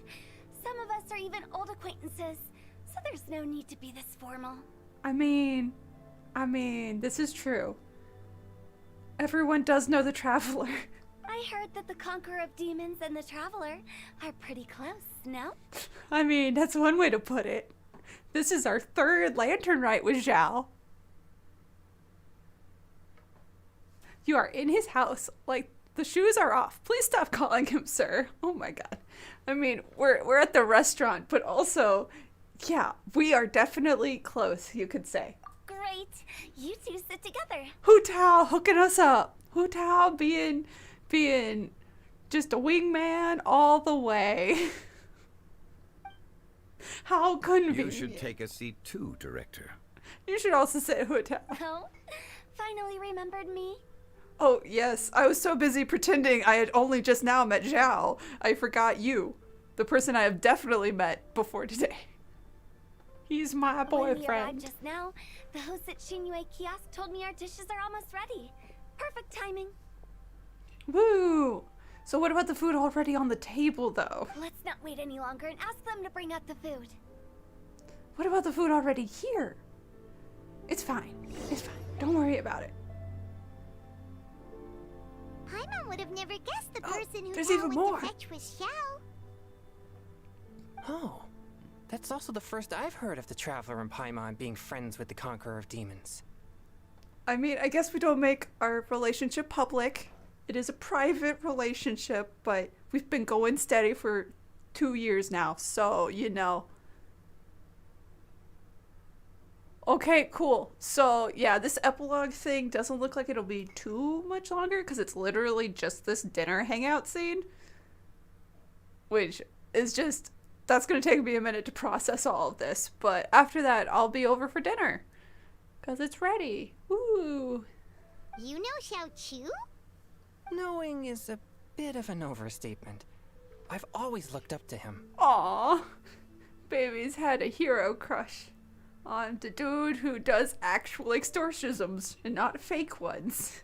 You might not know this, Paimon, but we exorcists have worked in close collaboration with the Conqueror of Demons for many generations, dispelling evil together, both in the open and from the shadows. Uh-huh, and so you've heard many, many cool stories about Grandpa Xiao. Got it. Hard to imagine that thanks to Hu Tao, I've finally gotten the chance to meet him. Conqueror of Demons, I'm honored to make your acquaintance. But yeah, it's also... Well, Chungyun isn't Book Boy. Book Boy's a little to the left of Chungyun. Who's gonna come and claim his boyfriend, because right now Chungyun is fanboying a little too hard. And you know Xingqiu is gonna step in here and be like, actually, Chungyun, you should be fanboying about me. But yeah, this is just the boy who eats sea salt ice cream. Because ice cream keeps him calm and cooled off. Because he doesn't like panicking and getting overheated. Likewise. Wow, Xiao. You're just like, blue screen, you and to you too, sir. It is a great honor indeed to have a chance to meet the legendary Conqueror of Demons. Chongyun has brought that name up quite a few times in the past. Come get your man, Xingqiu. I mean, he is. I remember you mentioning wanting him to understand the importance of exorcists. Ahem. We know each other too. Okay, why are we all playing the game of I know you more than you know you? He helped try my dishes during the Masterful Chef's cook-off. He did do that. Because we called him by name and he immediately showed up. And we literally just called him to taste test food. But it's fine. He still did it. He still did it. I didn't think we'd have the chance to meet again. Happy Lantern Rite. But hey, Xingling wins. Zhongli wins. She knows him more than you two. The end. But we know him most. Okay, that's a lie. Zhongli knows him most. Yeah, it's like, everyone stop. He's gay for the traveler. No anecdote, however, compares to meeting you in person. I'm Xingqiu, Shangling and Changyun's friend. The pleasure is all mine. Of course it is, Xingqiu. Of course it is. Whoa. Everyone's getting all formal and polite all of a sudden. Paimon doesn't know what she should say anymore. It's fine, Paimon. Don't worry about it. They are overly posturing for Xiao, and Xiao is just internally screaming about it. It's fine. Adeptus Xiao. Please. Mighty conqueror of Please demons. don't, Paimon. Please accept Paimon's greetings too. Belated Happy Lantern Rite. Belated isn't the right word to use here. Also, Paimon, you can't pretend to be formal now. When the last Adeptus you talked to, you called Illuminated Bird. Cloud Retainer is still upset with you, man. And then you called the other one Illuminated Bird number 2. So no, you cannot pretend to be formal now. Paimon tried very hard to look for a fancy word, okay? Don't be too harsh on Paimon! We're all judging you, Paimon. There's no need to be so polite. He's like, please don't. You're right. This was meant to be a nice little get-together between friends after all. Too much formality kills the atmosphere. I didn't plan this gathering only for everyone to walk on eggshells. Hiya. Everyone chill out and just relax. What's your true intention then? To us all become best friends. A little get-together between friends, sipping the finest tea and watching lanterns float into the sky, bidding farewell to the past and embracing the present with joy. AKA, I want us all to be friends. And that is something our consultant would say. I think it deserves a standing ovation. I mean, Zhongli is like, but I didn't say it. Exceptional acting skills, Director. I didn't even get to say the line. As for me, I'm just here to have fun and treat everyone to something good. We all worked really hard this year, whether traveling or guiding, cooking, helping with the family business, exercising evil spirits, or conquering demons. And of course, our consultant, who's been helping out at the parlor every now and then. Whenever he feels like not being retired for a day. Everyone has done some pretty amazing things. I mean, I feel like Traveler's done the most amazing things this year. He did overthrow another government this year. So, like, that's pretty impressive. As the one who brought everyone together, it goes without saying that I'm the one most deserving of praise. Really? Really, Hu Tao? Was that all this was? Okay, sure. Good job, Hu Tao. Huh? Sounds kind of self-important, but Paimon thinks it's pretty amazing that she managed to talk Xiao into coming. He rarely ever enters Liyue Harbor after all. I'm curious about how she did it, because I want to do it in the future. It wasn't as complicated as you think. Oh, I'm curious. Flashback. Again. I love the again ... Okay, gotcha. Thanks, boss lady. It's not boss lady, just boss. Boss of Wangxun Inn. And there she goes. What a lively girl. Conqueror of demons, Adeptus Xiao. I mean, Guardian of Wangshu Inn, hero of Dihua Marsh. You just yelled into the wind. I know you're there. Oh no, that's terrible. Yeah. He's gonna freaking murder you. Quiet. Do not disturb the peace. Sorry, but you wouldn't show up if I didn't yell your name, would you? I mean, this is true. I know you. You're the 77th director of Wangsheng Funeral Parlor. Is there something you need? And that's it. She just asked him to come to dinner. That does sound like one of Hu Tao's antics. Was it that she wouldn't leave unless you came with her? Did the Conqueror of Demons agree to come so that Hu Tao would stop pestering him? Yes. Yes, that is exactly what happened. She threatened to not leave and continue screaming. There might be other reasons. Why do I feel like the other reasons is that she told him Traveler would be here? And that Traveler was already invited and was going to be here at dinner. And he should come to see Traveler. Why do I feel like that was part of the other reasons? Smart guess. Huh? There's more to it? It gets pretty boring from here on. I talked about the funeral parlor's past relationships with the guardian yakshas. You know, just to be sociable. Uh-huh. In the time of the Archon War, disputes were frequent, and disaster overtook the land. Humans couldn't escape from the torment of the plague, nor could they escape death. The Adepti vanquished the demons, the Millelith fought valiantly, and Wangsheng Funeral Parlor was responsible for purifying the diseased and sending off the spirits of the dead. That is how the border between life and death was maintained during the war. And it effectively prevented further incidents from happening. I mean, and like how Chongyun's family and Zhao have worked together for generations. The funeral parlor and the Yakshas worked together for generations to, you know, prevent the rift between life and death from getting corrupted. That's right. 1 point for the consultant. He was there, Hu Tao. He's not consulting anything except his own memories. But despite our deep-rooted connection, it still took me quite a while to actually convince him. I mean, was it about the karma? We sort of already know about it. You know him pretty well, huh? You could say that.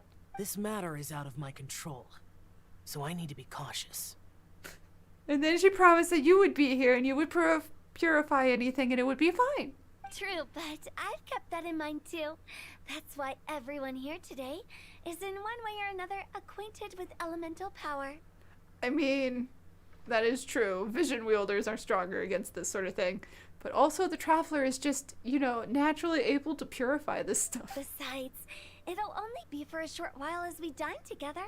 There won't be any lasting consequences. True. But I didn't expect there to be so many people. I was told it would be Zhongli, who's my dad, and Aether, who's my boyfriend, and Hu Tao, the person that wouldn't stop screaming. But now there are 3 more people. And that's way more people than I was expecting. There's no need to worry, Conqueror of Demons. We're not feeling anything unusual so far. Our young exorcist over here is protected by his pure yang energy, so he's probably the most resilient. Maybe. That's not the same. I mean... And did you just toss your carrots into my bowl? Hey, don't look away.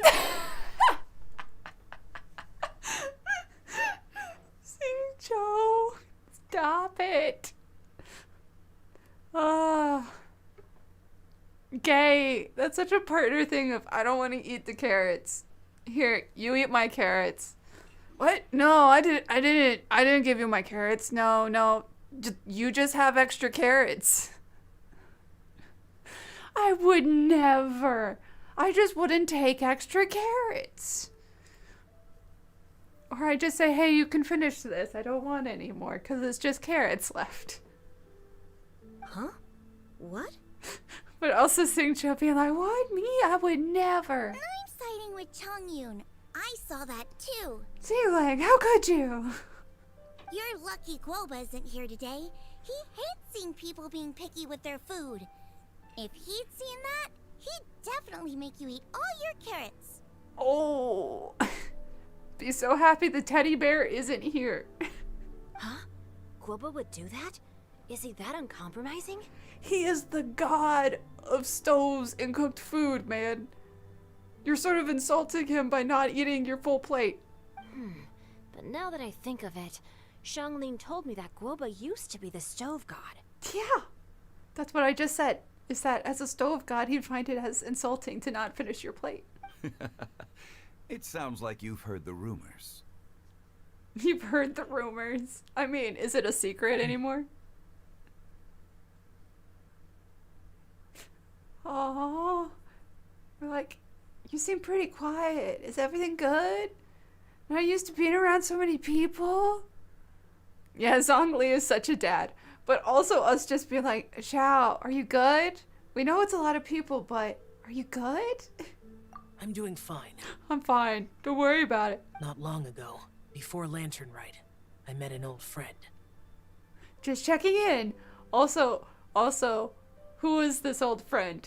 Wait, was that teaser trailer canon? Thanks to his help, things have been a lot more stable than before.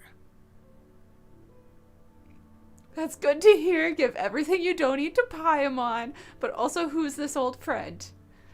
But also, aw. We're recognizing his own food sensitivity thing and the fact that he doesn't eat a lot. To not make a scene about it, we're just like, you can let Paimon eat it. Just let Paimon eat it, and it'll be fine. No one will notice. We won't make a thing about it. But also, who is this old friend? Was it an ex? Should I be concerned? Right! Wait, what? Paimon, just roll with it.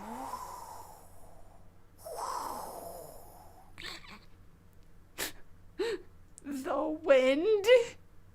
Why is the wind making wind noises? I know why. Seeds of story brought by the wind. Oh, here we go. And cultivated by time.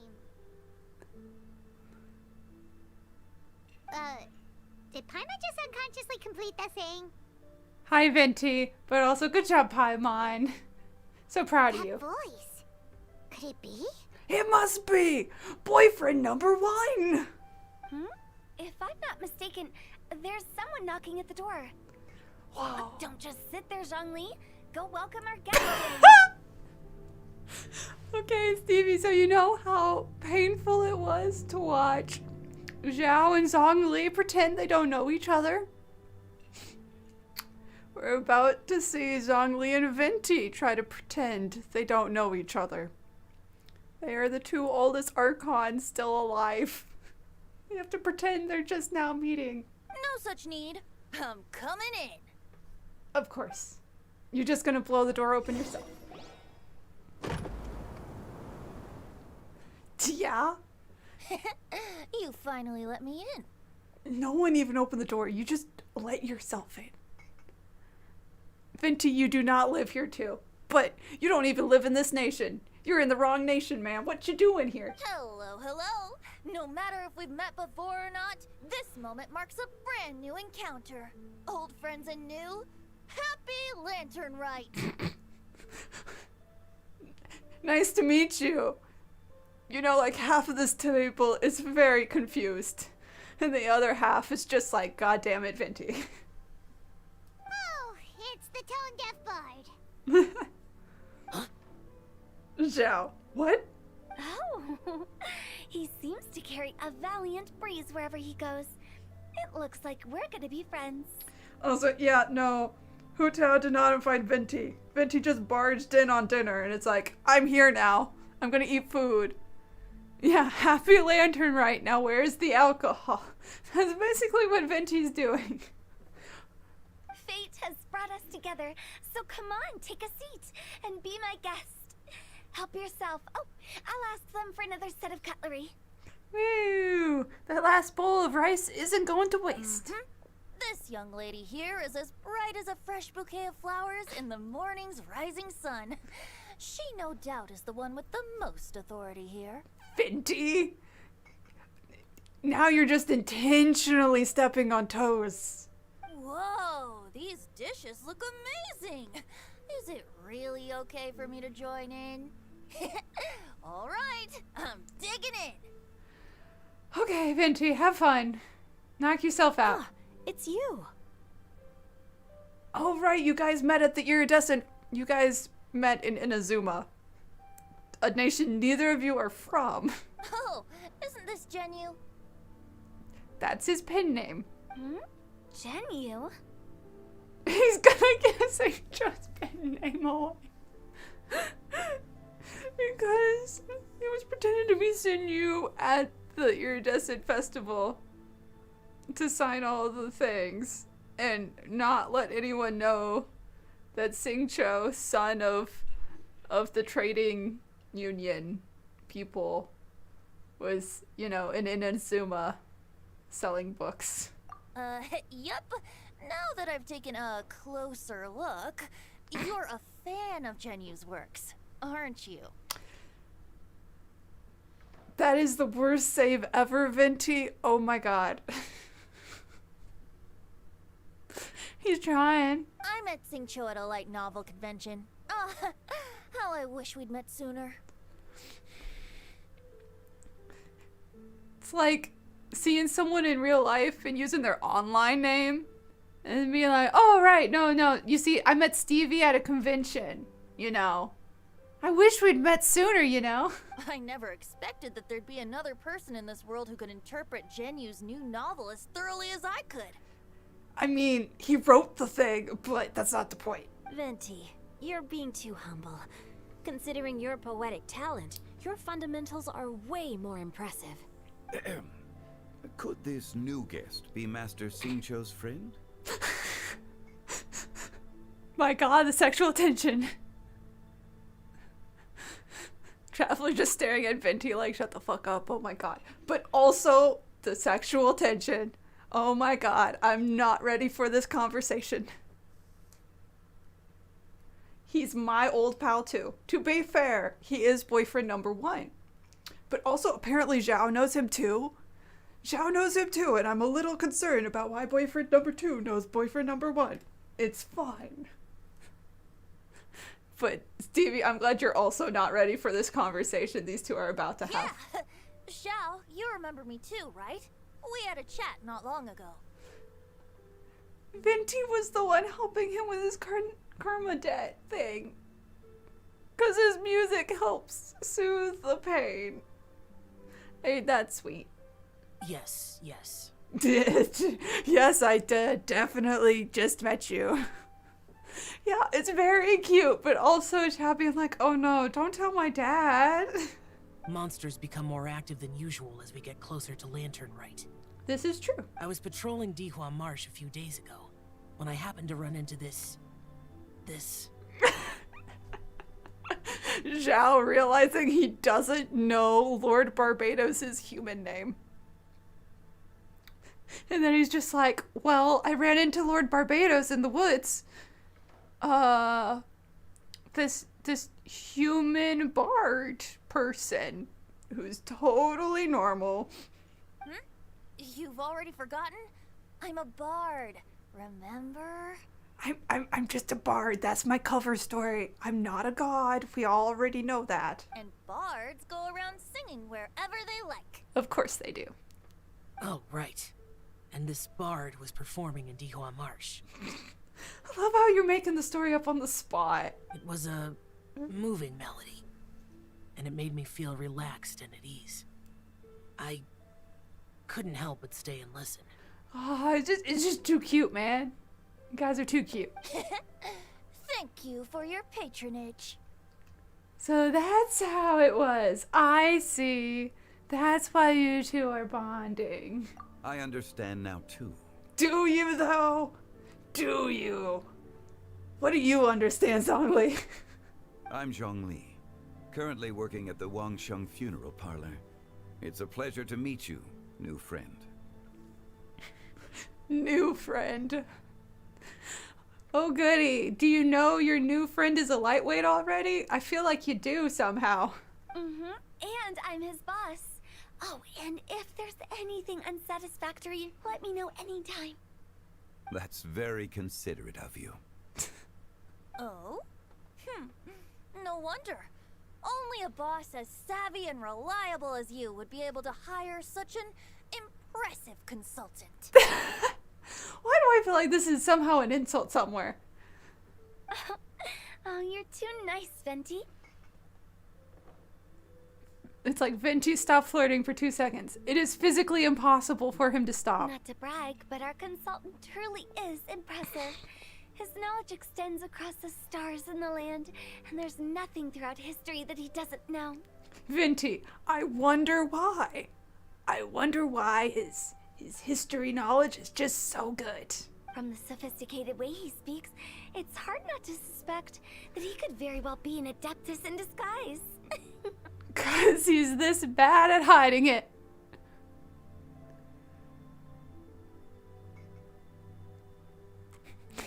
You're wondering if Venti is flirting with Hu Tao because he's jealous.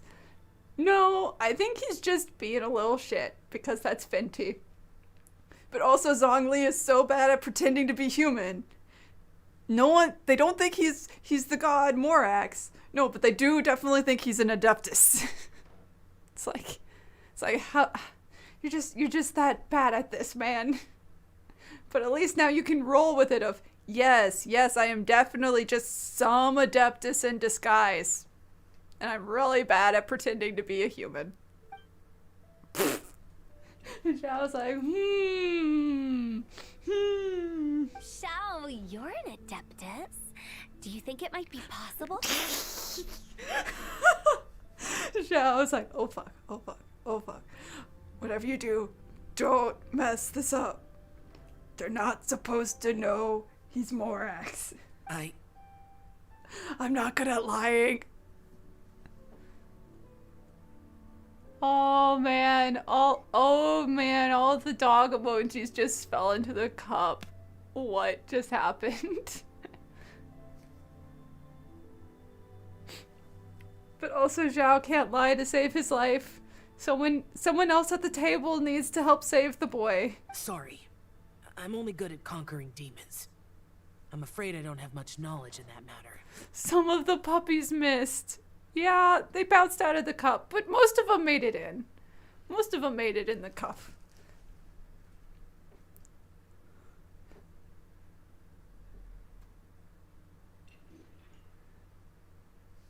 But also, Stevie, thank you for all the cheers. But also, Xiao, that is the worst lie. Like, oh, it's because I'm the conqueror of demons. I wouldn't know much about who else would be an Adeptus. Really? Paimon doesn't even buy it. But Paimon thinks you're super knowledgeable.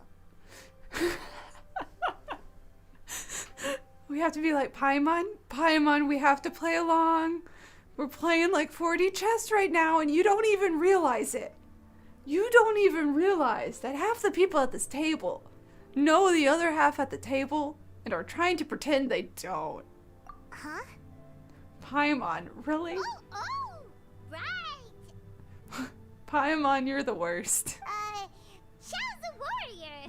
He doesn't come to the city very often, so it's, pretty normal for him to not know anything. Yeah. Oh my god, Paimon's little quiet yeah. That was hilarious. But Paimon is playing checkers while Fleur is playing 4D chess. I mean, yeah, that's what this is. That is definitely what this is. Because we know that this is boyfriend number 1 and boyfriend number 2 and Geodaddy. And they all know each other. But we also know all the human kids at the table don't know each other. Really? Venti, are you... I've actually heard a few things about Mr. Zhongli before. Have you now? What could you have possibly heard as a bard from Mondstadt? We know that they know that we know they know each other, but that everyone else at the table doesn't know them.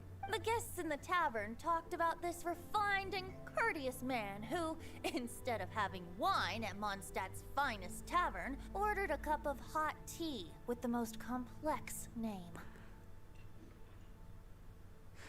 Okay, Venti, you're definitely being a little shit right now.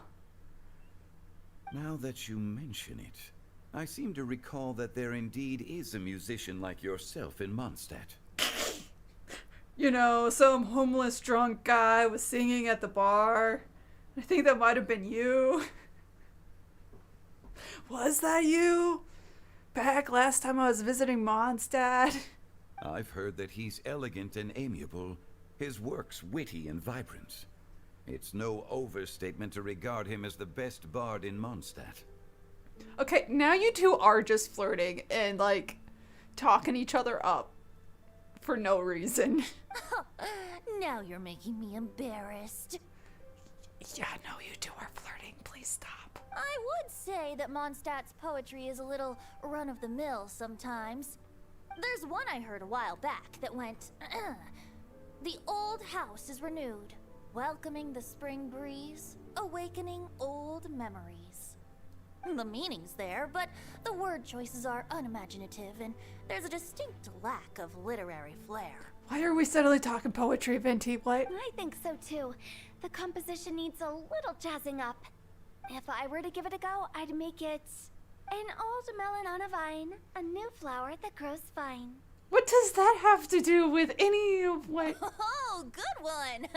It feels unique and has a nice ring to it. Okay, now Venti is just... You have great taste, Venti. I was right about you. Let's shake hands. I think it's literally Venti trying to befriend Hu Tao just to mess with Zhongli. Because Zhongli sees Hu Tao as a friend. And as, like, a daughter sort of thing. And Venti's like, I'm gonna be best uncle. I'm gonna be the best. She's gonna like me more. See? She likes poetry. She likes me more. Of course, of course. Yeah, see, that's literally what just happened. So I look how good of friends I am with Hu Tao. Everyone else is like, why? Hey, Xincho. Do you have any idea what is happening right now? They sort of forgot half of the table was here. And we don't know what's happening anymore. Mind lending me a few books when we get back? Pick out some well-written ones. I don't know if it's my own lack of literary knowledge, but I couldn't tell the difference between those two. I don't think it's your fault. I think it's just them. Chongyun's right. It's not our fault. This'll come in handy for your ugly nicknames. Oh no. Oh, here we go. They're gonna go into a poetry slam or something. Oh, you have a point. But speaking of, why is the tone-deaf bard here? Are you here to take part in Lantern Rite too? Is that allowed? I heard that Liyue will be hosting a Lantern Rite music festival this year. As a musician myself, how could I possibly resist the temptation to come take a look? Or a listen. Okay, but the music festival already happened. It's over. It was last night. You are a day late. Venti, I'm here for the music and the booze. Yeah, and they're all out of music. The music's over. So at this point, he's just here for the booze. Getting to know other musical styles is essential to sparking inspiration, don't you think? But the music festival wasn't planned beforehand. Yeah, okay, he was gonna come either way. And then he's like, oh, I heard there was a music festival. That's gonna be my excuse. As for the Fontaine friend who hosted the festival, I saw him near Stone Gate the other day. Yeah, because you were the god of wind that answered his prayer to find out where his story fairy tale came from. You directed him towards Liyue, and then he gave you like 4 bottles of expensive wine. And then you followed him to Liyue. Which, you know, just, we already know you're the animal archon, but that just sort of proves you're the animal archon. As the only reason you would see him at the Stone Gate was because he was praying to the animal archon at the Stone Gate. The Iridescence tour has finally been held successfully for once, so I had to congratulate him. He must be very grateful with you. Yeah, I'm positive there's gonna be a few more wine bottles for you. Congrats. Don't think anything of it. By the way, I was watching as you entered Shenhe kiosk, but no one seemed to notice me. Okay. Should I say that it's because I'm an expert in hiding, or that a certain someone deliberately ignored the sound of the wind?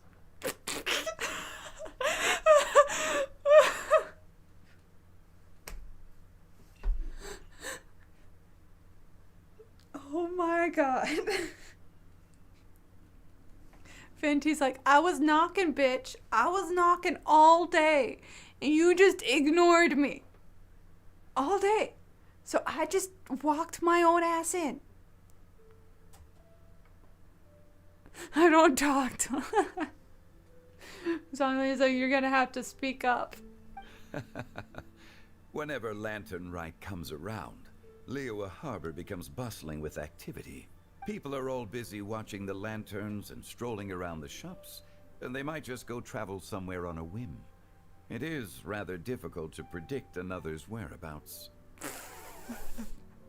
It's like, I wasn't here. And or I had no idea where you were, because I figured you'd be busy wandering around Lantern Rite. I wasn't avoiding you. No, I would never do that until you cornered me at the family dinner. The festival is in full swing and proceeding smoothly, and we're all gathered here with friends, new and old. This is no doubt a wonderful occasion worth celebrating. I mean, sure. To come together with all of you at the beginning of the year, one can't help but be filled with joy. Oh good, Zhongli said the meal speech. In a moment like this, I propose we raise a glass together. In my case, tea in lieu of wine. You sure? You sure we shouldn't just do osmanthus wine, man? Okay. But then again, we do have like 5 kids at the table that can't drink wine. Very well said, Mr. Zhongli. That was exactly what I wanted to say. It's just like Trella being like, Xiao, don't mention it. Xiao, just let it go. Just don't worry about it. Now I'm getting a little self-conscious. I didn't cause you too much trouble barging in like that, did I? So basically what happened is Zhongli knew Venti showed up in Liyue probably the minute he stepped into Liyue. And Zhongli just ignored Venti because he was busy doing Lantern Rite stuff. And Venti got offended that he was being ignored all week. And so barged in on family dinner. And then Zhongli's like, bitch, I was busy. And Venti's like, oh, well, I mean, yeah, I guess that's a good point. Now I feel bad for coming in and being aggressive at family dinner. We usually drink wine during occasions like this over in Mondstadt, but since Mr. Zhongli insists on drinking tea, I'll give a toast with tea too. Everyone, thanks for the treat. Venti, fine, I guess we're using tea then. You're welcome. As the host of this gathering, I hope everyone enjoys the food and drinks. May this year be better than the last. Okay, at this point the food is very cold. Considering that everyone may have other matters to attend to later, sticking to tea seems like a good idea. Maybe we shouldn't break out the wine. I mean, this is like lunch banquet. This is not like the dinner feast. Xiao. Hey, congrats. All of a sudden, they started proposing toasts. Should we? Oh, why are we looking to Xiao for advice on this? Also, Venti's head. What the fuck, Venti? Venti, why is your head here? What's I'm just with gonna the press urgency? X so that stops.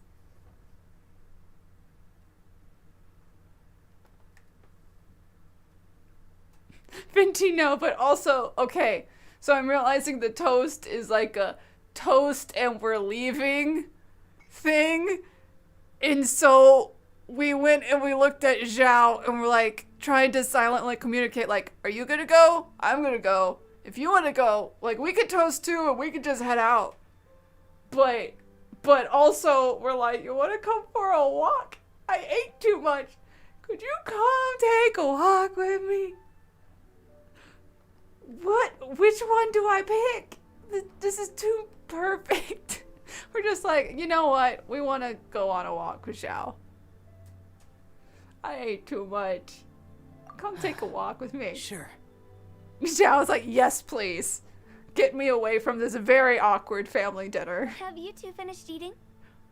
Yes. It's always nice to have a breath of fresh air after a meal. Helps with digestion. Yeah, don't push it with pointing out he's not eating a lot. It's fine. He ate. Paimon will come too. Oh my god. Are we gonna get Paimon to stay? So that we can go have a private chat with Xiao without Paimon? Dude, that's so gay. We're gonna have alone time alone. Yeah? Oh my god, we're going alone. Oh. Okay then. Don't forget to come back. Oh man. Oh my god. Oh. Look, it's Xiao and Zhao. It's fine. Okay. Oh, but I have to talk to these two first. I have to hear what they're talking about. The two old men. Then I'll go on my date with Xiao. But we're going without Paimon. She's right here. We're leaving her. You're not allowed to leave Paimon here alone, to be honest. Paimon's worried about saying the wrong thing. And you know, busting everyone's secrets. Family gatherings, am I right? Always confusing. It seems like our new friend is an expert in wine. No way. Wow. I'm so shocked. I deserve no such praise. I only drink for fun. It's nothing compared to your expertise. Venti, wow, are these underhanded? I'm glad we're only having tea today. What if I got drunk and said something nonsensical? I'd surely become an object of ridicule to someone I've just met. Not lying, Zhongli has many stories of you wasted, Venti. He has plenty of stories of you wasted. No such thing. I wouldn't dare disrespect the director's guest. You two. What are you guys chatting about? Did you talk about anything interesting before we started the meal? Anything fun I missed out on? Oh, we were talking about cooking. Mr. Zhongli told us that he went on a trip to Xiaoyang village the other day and got a hold of some uncommon ingredients. Tea seed oil and sesame oil. He suggested I try using those in my new dishes. Oh, no wonder he left his post for so long that day. He did a lot of things that day. Those ingredients would be difficult for anyone else to find. I guess I'll need his help next time as well. Hey, what are the two boys, the gay boys talking about? About you and Venti. Why? Chongyun, why are you jealous? Xingqiu's gonna say about you and Zhao. You're both jealous of the other having a friend. Could he be a partner in your family business? That's right. Yes. You know how my family is. A lot of business secrets can't just be divulged at the dinner table. That is totally what he... Just as I thought. Don't worry about it. He's not a friend. He's not a secret boyfriend or anything. Don't worry about it. Don't worry about it. But also, Chongyun was very worried about this secret friend he had never met. I love how I'm Xiao going on a date with Xiao. Look, man, I prioritized putting Xiao in my party for the Lantern Rite event. It was very important to me that he was here. Yeah, Xingqiu and Chongyun were both concerned about the competition of the other one. Because Xingqiu interrupted Chongyun talking to Xiao at the table. Then Chongyun checked back in with Venti stuff with Xingqiu afterwards. It's like, both of you are so worried about the other having a boyfriend. Maybe you should just be each other's boyfriends so you don't have to worry about it anymore. Let's depart. You go ahead. Yeah, let's go. Let's go. Here we go. Oh, we're going on a date.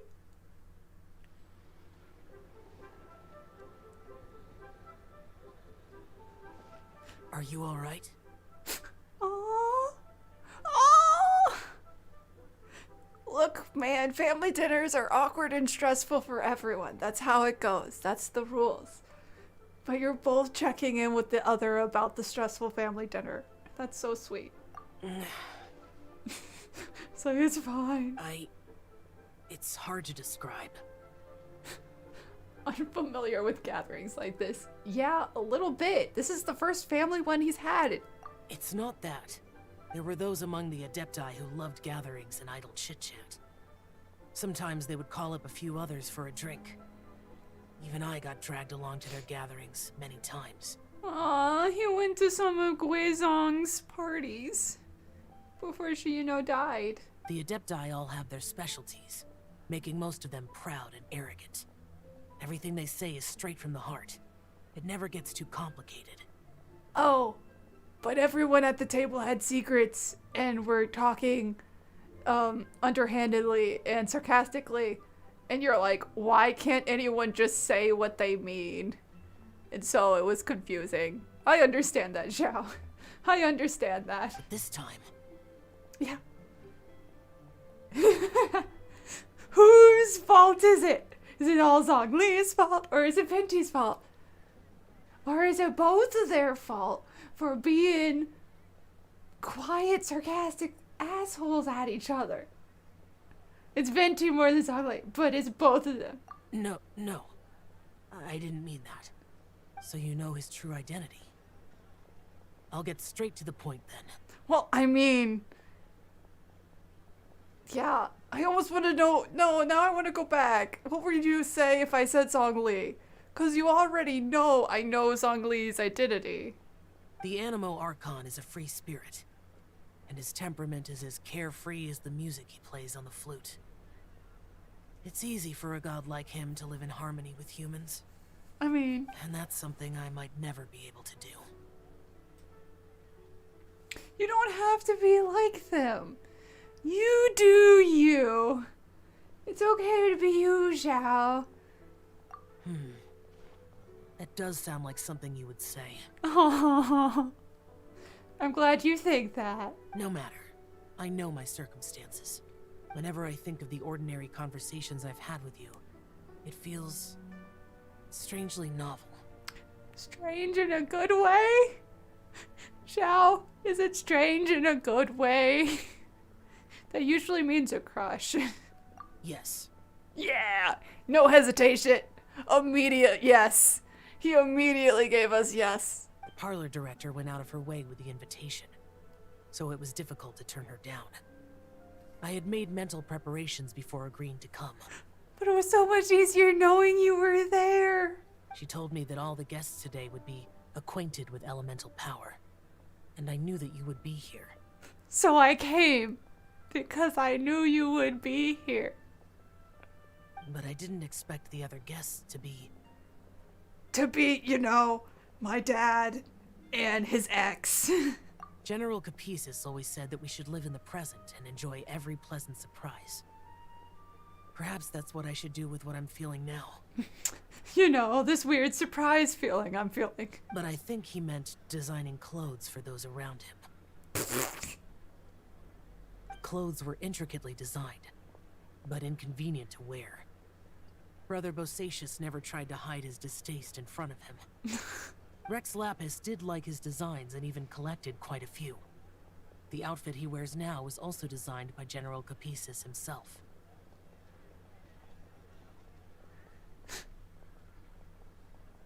Also, but yeah, cause what Zhongli is currently wearing looks like his outfit from the flashbacks, but the outfit in the flashbacks is even fancier. So yeah, it's just saying that it was also designed by an Adeptus, and that's why it was very dumb for Zhongli to think he could fake his own death while he was still walking around in like Gucci, designed by an Adeptus, and walking up to other Adeptus and saying, "Hi, I'm Zhongli. I'm completely human." And they went, "Bitch, you're Rex Lapis. You're bad at this." I never saw him wear this during the war. I didn't expect him to start wearing it later. Oh, here you are. Oh, hi. You are interrupting our moment. I'm not intruding, right? Oh, you definitely are. You're not.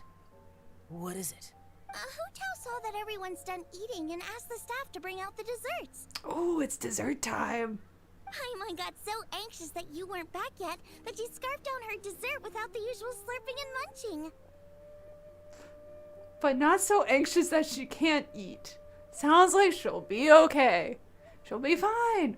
We were out here for 5 minutes. Paimon will live. To be honest, I was kind of worried too. You guys can't give me 5 minutes. You looked a little restless just now, and I thought you weren't used to the food here and was planning to head back to Wangshu Inn for something Yanxiao made. You're worrying too much. Don't worry about it. Xiao won't just disappear on us without saying goodbye. Why would I? Anyway, let's head back. Please wait. There's another reason why I came looking for you. Oh?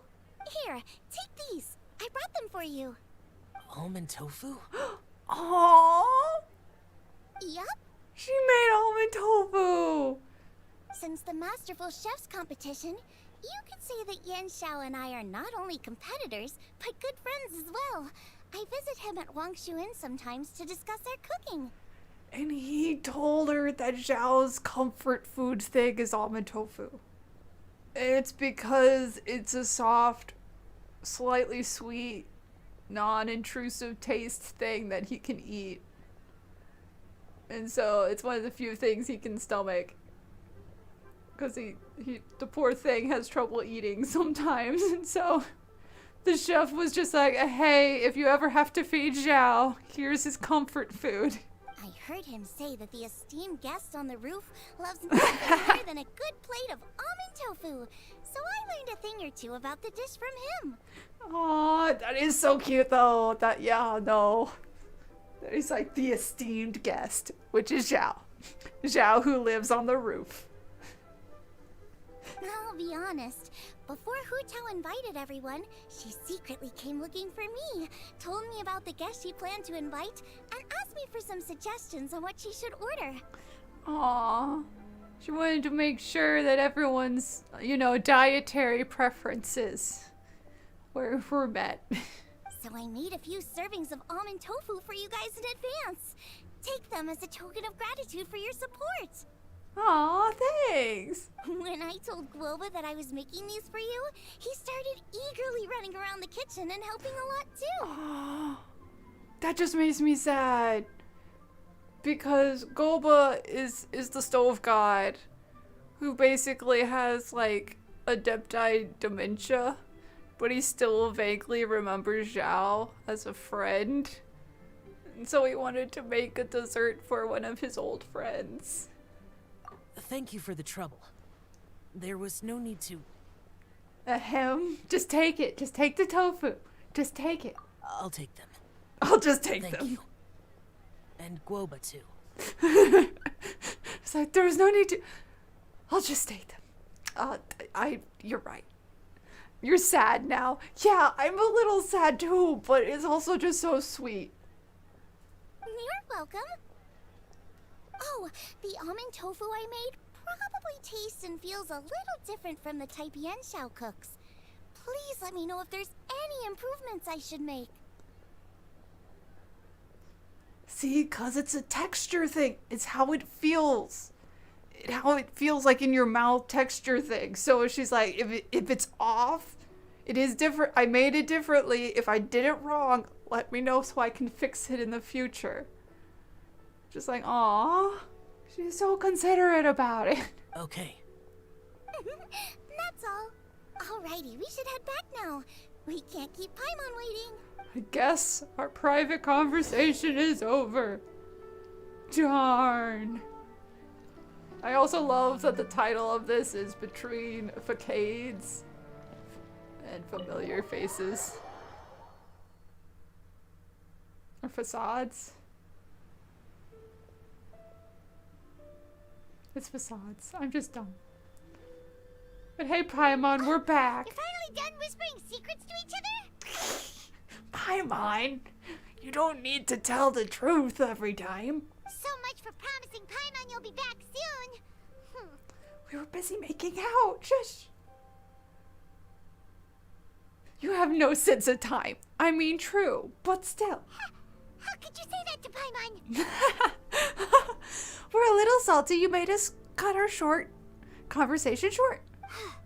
In that case, besides having no sense of time, Paimon will let you know what having no sense of fullness looks like. Your dessert is all Paimon's. Paimon's like, I'm gonna eat your dessert. Sorry to keep everyone waiting. Well, we don't care. We got almond tofu already. No worries, we're all just chatting here. There's no serious business to take care of. Yeah. Whether we're chatting outside or inside, it's all the same. Strive to be more like Hu Tao, Paimon. Paimon's too busy eating to talk to you. Paimon's like, I'm too busy eating your cake. I can't hear you over this cake I'm eating. But even though we're all well acquainted by now, I think this festive gathering deserves something ceremonious. Does it? Oh? Is this some local custom? No, I think Hu Tao's making it up on the spot. Nope. This is something I made up so that good luck will be on our side. That's all. Spontaneity is the best choice to make here. Let's use this incense burner on the table. It's been lit for so long now that the incense is running out. I'll leave refilling and lighting the incense to the most distinguished guest among us all. Everyone sort of looking at Zhongli standing off to the side. Lighting the incense will signify continuous growth and prosperity in all our endeavors in the new year. I mean, if you want someone to do that, you should probably get the Geo Archon, Lord of Looore, to, bless the new year. I see. Perfect symbolism, as expected of Hu Tao. And speaking of the most distinguished guest here today, I'm sure we all agree that it's Mr. Zhongli.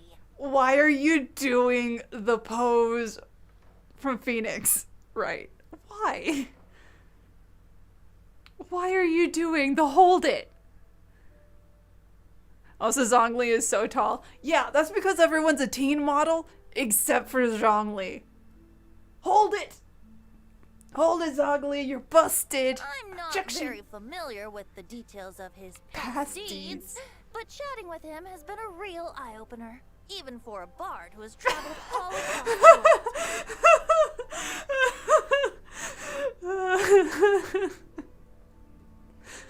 I love how we just shake our head while Xiao just shares a look with us, like we're both like, why is he rambling so long about it? We all get it.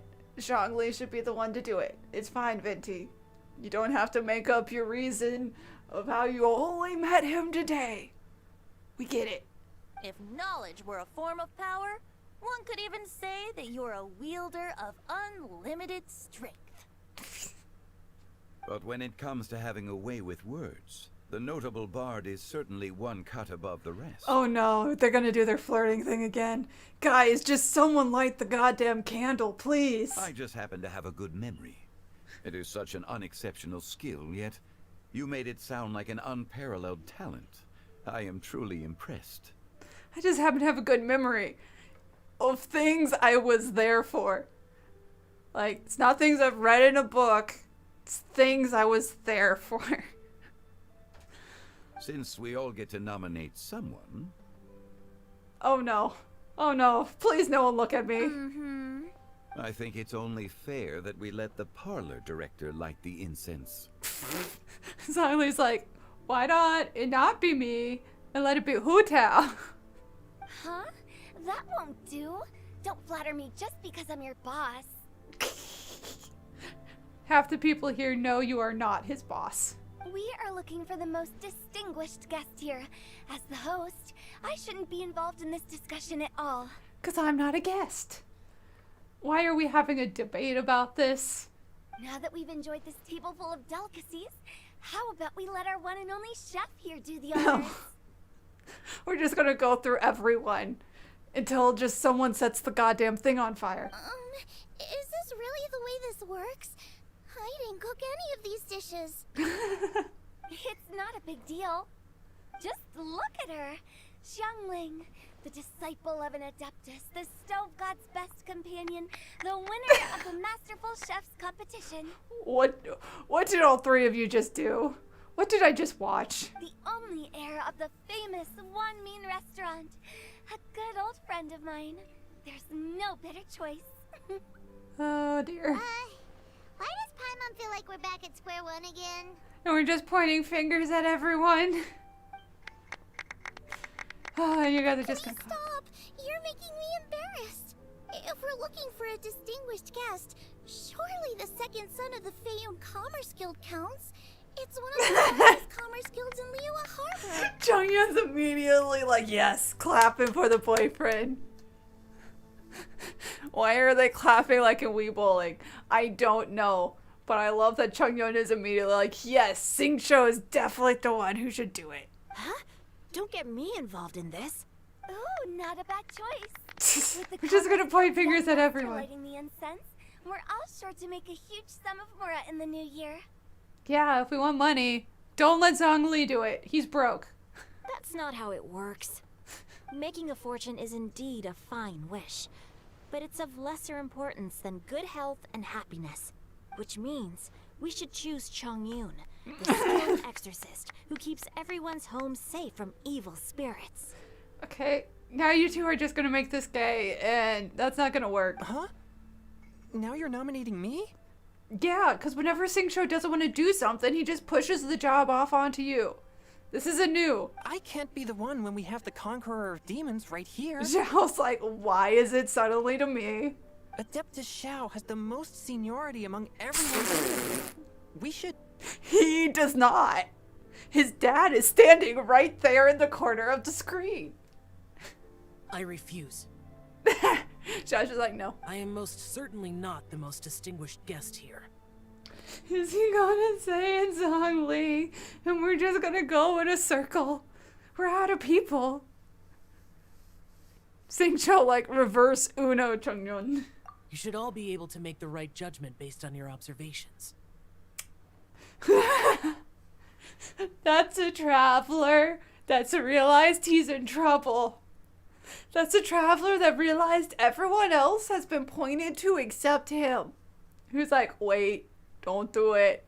Don't do it. One person here is well acquainted with Don't you else. dare. Don't. Oh no. And there it is. Oh, that's right. Why? Even though you're always mocking Paimon, you're still pretty popular with other people. I mean, this is true. No, wait. Paimon said she wouldn't talk to you again. I'm not the only well-connected person here, though. That is also true. Huh? Who else is there? You, of course. We can let Paimon light it. Just let Paimon have a match. Does that mean Paimon's the most distinguished guest? I mean, we ran out of people to point fingers at, so sure. Oh, well, that was unexpected. And Paimon has too big of an ego to where she's not going to point at someone else. She's just going to take the compliment and light the goddamn stick. I agree. Paimon's just the one we need. Oh my god. Without a friend constantly by your side, a long journey would become dreadfully lonesome. But once you have someone there to brighten up the atmosphere, everything along the way will become lively and vibrant too. Ah. The traveler has traversed many nations and left behind a great deal of fascinating stories. But without Paimon, they would have become quite monotonous. I mean... But she's also annoying and emergency food. Yeah, it makes it more interesting than if she wasn't there to, like, say everything for me, but, like... Paimon plays an indispensable role in making your journey a happy and smooth one. I mean, this is true. You guys, Paimon's not used to being praised like that. It happens once a year. You'll get it once. You get it this year, once. That's all you're getting. Those were genuine compliments, right? I mean, yes, you're the best travel companion ever. You're my only travel companion. But Thank you. You're the best. You made Paimon wait for a long time, but Paimon's not mad anymore. Good. I have a feeling you've already finished my slice of cake, so it doesn't matter, but... Don't take everything to heart, Paimon. Friends tease each other all the time. That is indeed true. That means Paimon is as important to the traveler as Guoba is to me. I mean, yeah. Looks like we've come to an agreement. Any objections before we proceed? No, because then we'll just go in a circle again, and I would like someone to light the stick on fire. I trust the traveler's judgment. Of course you do. You always do. Then Paimon it is. And now, the world's most excellent traveler's greatest companion, guide, and friend, Paimon, will be refilling and lighting the incense for us. Yay! Here you go. Take the match, and don't burn yourself. But if things go really wrong, here's the 2-for-1 coupon. Hu Tao, no! Do not hand us a coffin coupon when you hand the child a match. Good. They don't actually animate it. Aww. We do it all the way into the night. No, I don't want to say goodbye. Please tell me I get to talk to everyone again. No! It's fine. It's fine. It's getting late. I won't take up any more of your time. You're all free to go as you please. The food and desserts were delicious, but I'm also sad that it's already over. Yep, the tea was amazing too. You don't have to go all polite on me. Just remember to come when I invite you next time. Always. Let's see. It's dark out, so I'm going to accompany Xiangling, Xingqiu, and Chongyun back home. As for the rest of the guests, I'll leave them to our consultant. Good. Good. You guys, who don't know anything, go and leave so we can have a proper adult conversation. No need. I'm headed towards the harbor to meet a friend on the ship. There's no need to trouble one such as Mr. Zhongli. Oh, Mr. Zhongli is gonna help you all the way. I think you know the place I'm talking about. Come meet me anytime. Okay, if you're still here, yeah. It was great getting to know you all. Let's meet again when the spring breeze begins to blow. Sure, Venti. Bye. Oh, we should write poetry together sometime. Poetry pen pals. I am so glad she didn't walk through Hu Tao. Okay, so it's just gonna be an awkward conversation between father and son and boyfriend. Don't forget to return to the parlor later. There's something I need you to do. Oh, goody. Understood. See you later. Bye. Well then. How are you gonna take us home? We don't have Rex a home. Lapis. Zhao, have you been waiting to say that all night? Have you just been holding it in for the last 3 hours? And the minute everyone was gone, you just had to say it. I'm proud of you. You made it a whole 3 hours, but wow. Just Zhongli will do. We've talked about this, Xiao. I live as a mortal in Liu Harbor now. I am just one among many who begin work at sunrise and retire to rest at sundown. Are you, though? If we were to consider status and seniority as Zhongli, I should be respectfully referring to you as Adeptus Xiao. Heaven forbid. Adeptus Xiao. Let's stop teasing him now. I meant what I said. I heard that during the Lantern Rite music festival, you conferred with Streetward Rambler and Cloud Retainer. I take it as you've gained a lot more knowledge about the past? Yeah. Guizhong? Is she your wife or is she a lesbian? We're trying to figure that one out. The same truth will sound different coming from different people. As more bear witness to a story, feelings and interpretations expand in variety too. Okay, so yeah, is your version... Is she still gay in your version? I once had a pleasant chat about the past and present with a Sumeru scholar named Soraya. and learned a few things about her research topic. From the evidence she found and the conclusion she made, her area of research is already very close to the truth. But there are multiple sides to humans and gods alike. No way. Are you gonna sit here and also tell us, by the way, Venti was an Archon? And we're like, no shit. In the legends recorded by humans, some gods were depicted as arrogant and condescending, while others were kind and capable. But whether to me, Streetwood Rambler, Cloud Retainer, or younger Adepti such as Xiao and Ganyu, those Adepti and gods that may seem extraordinary to humans are something more akin to close companions. Well, yeah. Or also your children. But that's not the point. This was as true back then as it is right now. Aww. So I still see you as a close companion, Zhao. Just how Xiao may seem unapproachable to most, but the Traveler has proved otherwise. Traveler's like, I make myself approachable to everyone. So there's no need to dwell too much on certain things. Zhongli. You said what it! you're saying is... You said it! I'm so proud of you. He finally said it. Look at him go. It looks like you understood what I meant.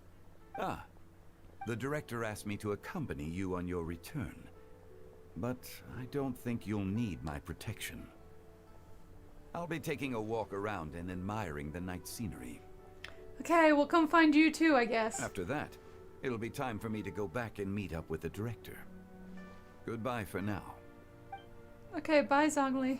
Bye, Zhongli. Everyone's gone now. Except, and then there was one. Paimon always feels a little empty inside when a lively celebration ends. Okay, that is a mood. But at least you always stay by Paimon's side. I mean... No. Paimon got it mixed up. Paimon, the best and most distinguished travel guide, will always stay by your side, traveler. It's my honor. Good that you're aware of that. Oh god, she's got an ego again. Xiao, is there anything else you want to do? We could take you on a tour of Liyue Harbor. Wanna walk around? No need. But Xiao, I mean, we did already share desserts together. I've stayed here for much longer than I had expected. The city lights are a fine sight, but it's time for me to leave. Okay, if you're sure. I mean, you did make it past the 1 hour mark, and we're very proud of you.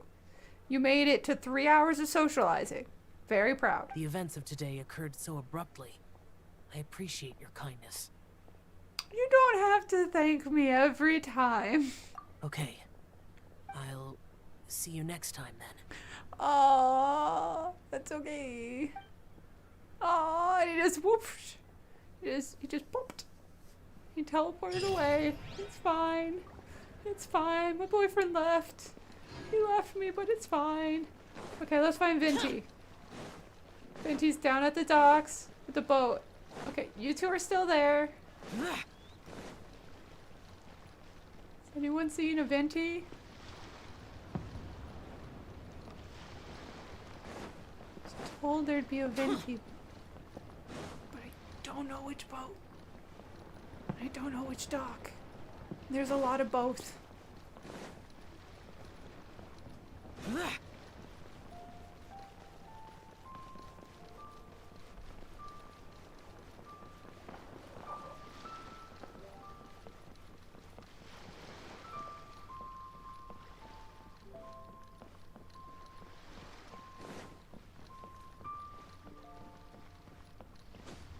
Did he mean the port docks? Like the shipping and loading docks?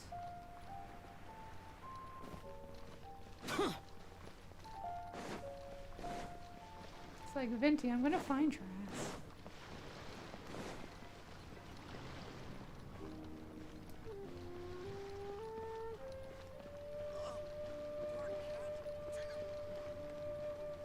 It's like, where is the boy?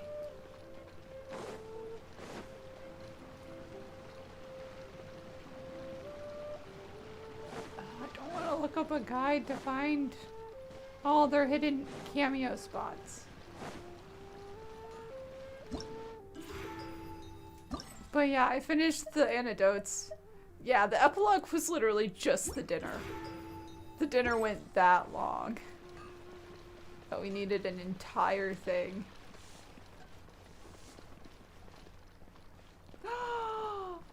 Aww. Aww, Zhongli is telling Booba happy Lantern Rite. The two old men are hanging out.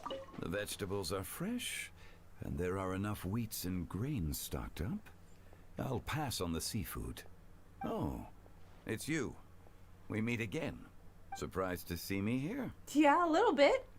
It's the director's orders. Xiangling worked all day and night at the restaurant during the festival, and didn't get to have any time to enjoy the festivities. The director sent me here to help out in the kitchen, so that Xiangling will have some time to herself. Aww. But with someone as hardworking as you around, there seems to be nothing much for me to do. It feels good seeing my old friend in the kitchen, fetching ingredients and lighting fires. Aww. Perhaps I should borrow Cloud Retainer's Supreme Cuisine machine to speed things up. Perhaps I should go get the microwave. You'd still prefer to make them by hand, but of course. He is the god of stoves and cooking by hand, man. Can't tell him you're gonna use the microwave to heat up your tea.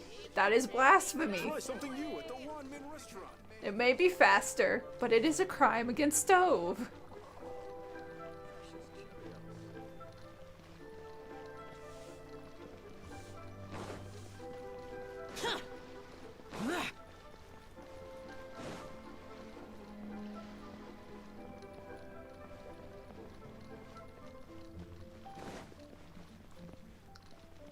Yep, still not letting anyone in. That's fine, that's fine. To be expected. Did the children make their way home?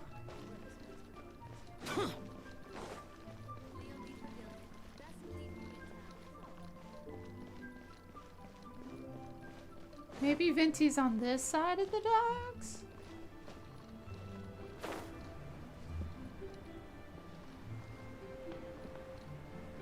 I was a little green bard, hiding from me. Where would I be?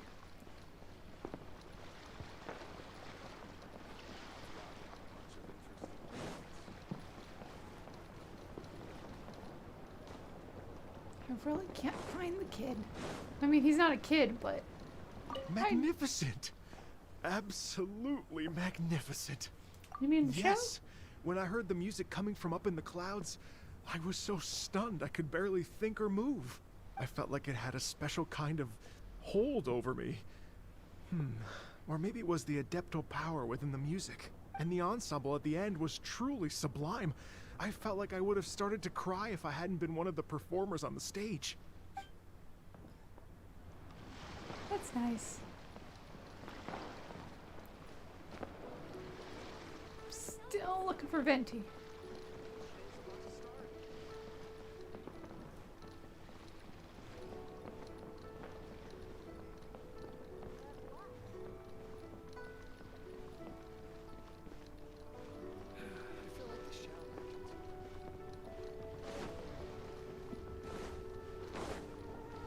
He said he was setting sail. Unless, for some dumb reason, he's out at Beidou's ship. Oh wow. I'm a genius. Look at him hanging out with Kazuha, what are you doing here? It's a lantern. I did not have Kazuha on my bingo card for Lantern Rite. But there he is. Hi, Venti. Hi, boyfriend number 4. I'm just getting all the boyfriends for one Lantern Rite. This is such a cool ship! Venti, why do you keep doing this? Facing the sea breeze and gazing out at the soaring seagulls makes me want to sing out loud.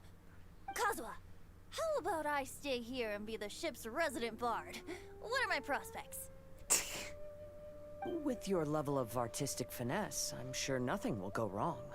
But I'm afraid the sailors aboard are not the most versed in the arts. They probably wouldn't understand the deeper meaning your poetry holds. This is true. You can't say that for sure. Poetry is spur-of-the-moment creations. Anyone viewing the same sights and experiencing the same atmosphere would surely understand. Would they, though? There's a port in Mondstadt, too, but I rarely get the chance to board any of the ships. Speaking of ships, everything's perfect about this one, except... Kazuha, could you tell your captain that my height says nothing of my age? I'm way past drinking age. It's like, this ship is perfect, except for the part where they weren't letting me drink the alcohol. And I came here to drink alcohol on a pirate ship. I came to get drunk on a pirate ship, and then they told me I needed ID. And I don't have that, so... How often does one get to enjoy a seafood feast on a ship? It'll be a real shame if there isn't anything stronger to enhance the food. Pretty please. Oh my god, Venti. Who's gonna explain that this is just a drunk? There's not much I can do about that. It's not because Captain Beidou's not on the ship right now, but because there's no room for negotiation on this matter. Wait, what? Even I have to sit in the no drinking zone every time.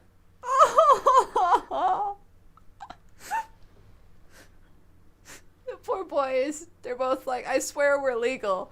And Beidou's like, no, you guys get the kids' table. It's like, but in Inazuma, we're not in Inazuma, are we? But in Inazuma, we're not in Inazuma. We're on my pirate ship, and on my pirate ship, you're underaged. But I don't get drunk after just a few sips. Trust me, I can hold my liquor really well. Venti!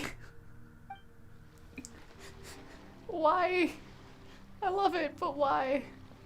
Also, the reason Beidou isn't on the ship right now is because she's on a date with Ningguang.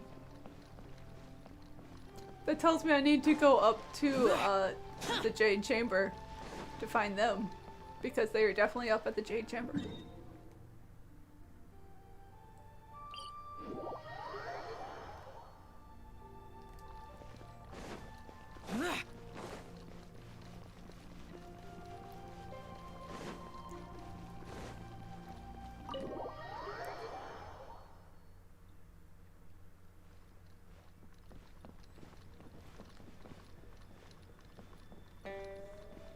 Like, they have to be here.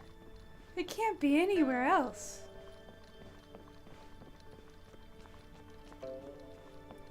Oh, they aren't.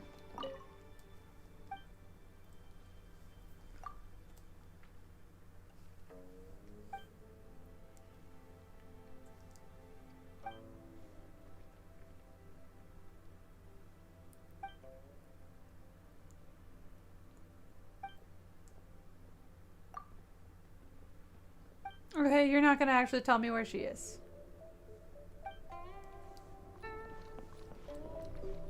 Yeah, I'd like to ask her. I'd like to ask her how her and Beidou's date is going. But I don't know where they are. Because this is Ningguang's room.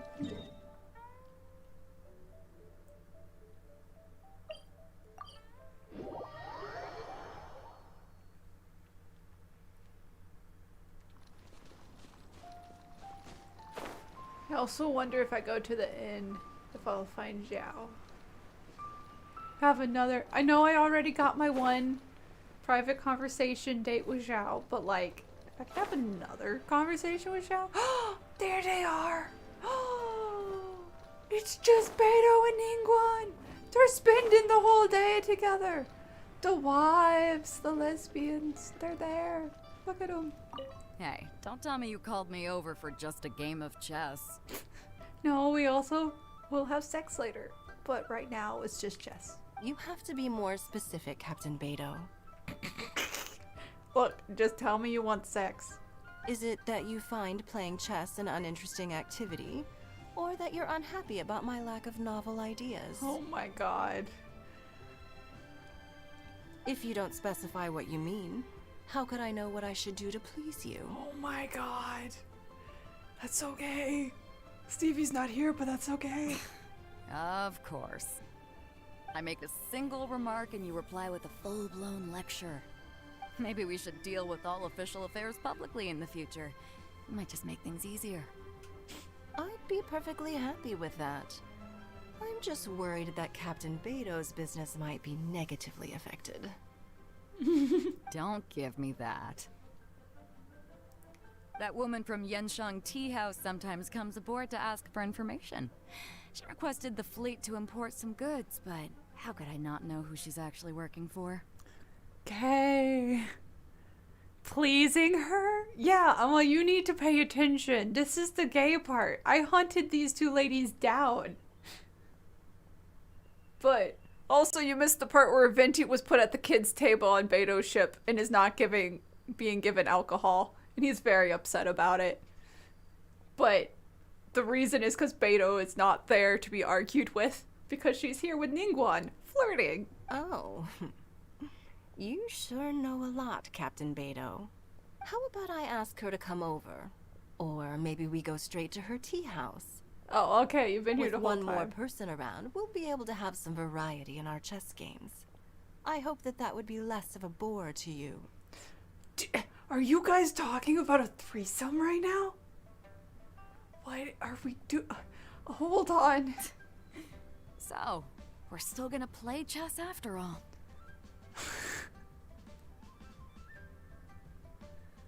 Oh yeah, you saw me with Zhongli and Goba? Yeah. But also Beidou is so disappointed that this still is a conversation about chess. She's like, please just let me have sex. Ningguang's like, no. We have to play chess first. Otherwise, we don't know who wins.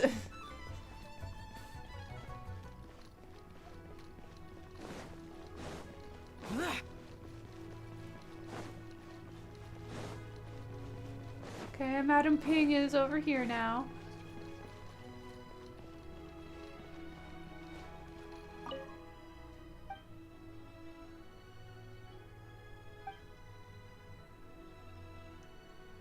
Oh, you're just talking to me about stuff in the flowers. Okay. That's fine, Madame Ping. That's not Lantern Rite related, but it's fine. Okay, we're going to the roof. We're finding Xiao. There's one thing I know about my boyfriend. It's that he's always here! Yes, I win! I win! I win! He's right here. Look, the boy. Yen Xiao just came up here with some almond tofu, but I haven't finished everything Xiangling gave me yet. Oh. You should try some too. I'm not as experienced in tasting mortal food as you, and I couldn't tell the difference. Aww. Well, I mean, that means that she made it right, and that it tastes good. There must be many different stories to tell of the hustle and bustle of the mortal world, too. You can tell me. I will listen. That sounds like a date. That sounds like a snack date. Are we sharing almond tofu and talking about just things? That sounds pretty gay.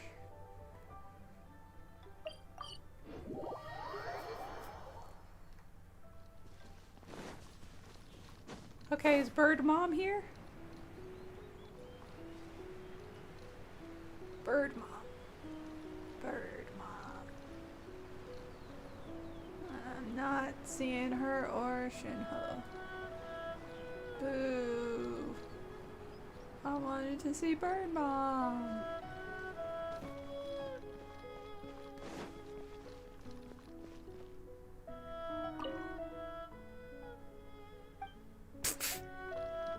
That's always her answer. She's unwilling to see guests.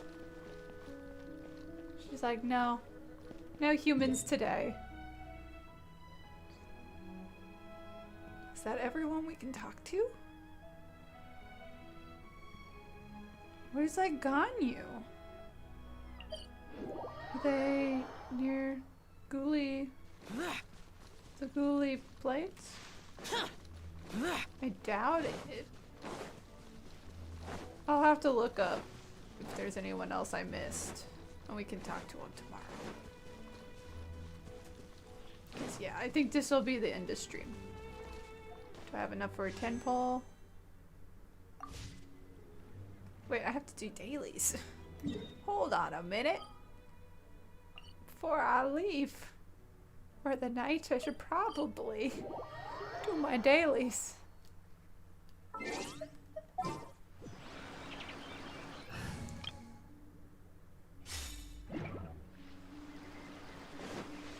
But yeah, we'll do the mini games tomorrow and we'll do more desert stuff tomorrow.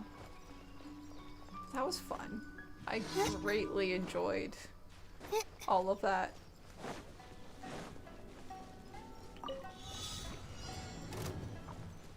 Okay, everybody, come on. Cole, mine to commit. Dare to mess with me? Have fun with this gift. Squall and Fury.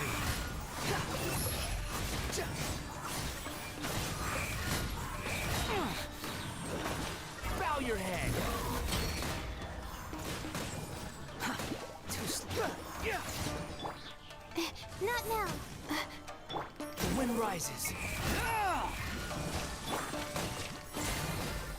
Tidal wave. Yeah.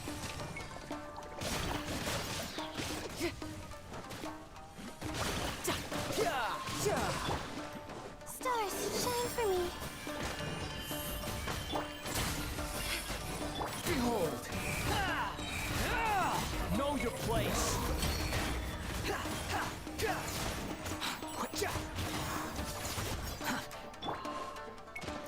The night is cold. Cold, mine to command.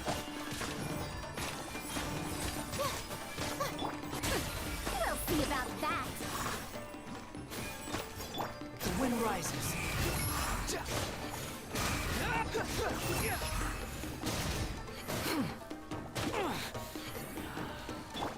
Not now.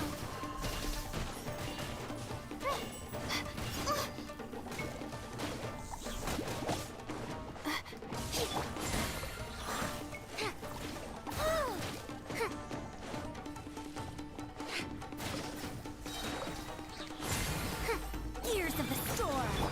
My guiding stars. Stars. Behold.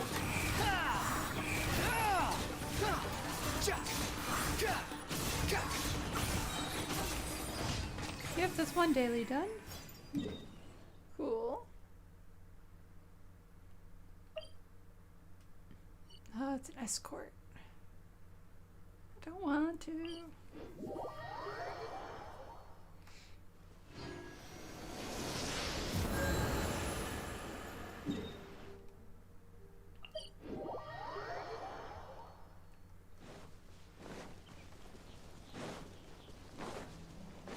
Want a taste of my hammer?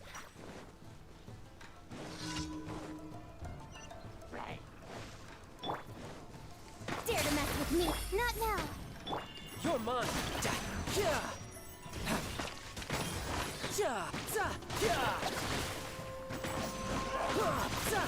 No time to lose.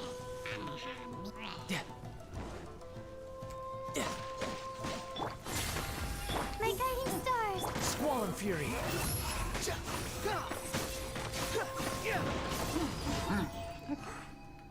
Got that one. Just do this escort mission.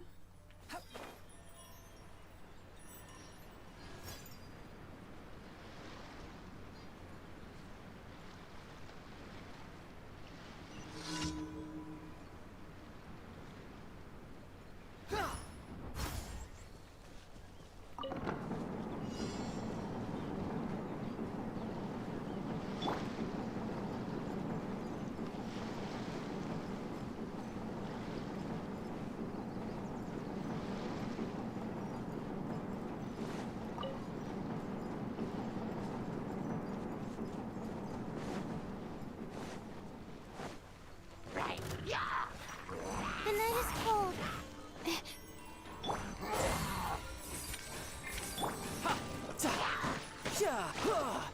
Brace yourself. This is gonna hurt. Behold.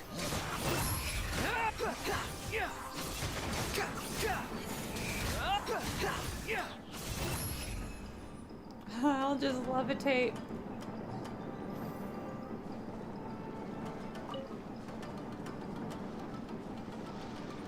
Is that like the only barrier one? Too slow. This is almost too Quit following easy. me.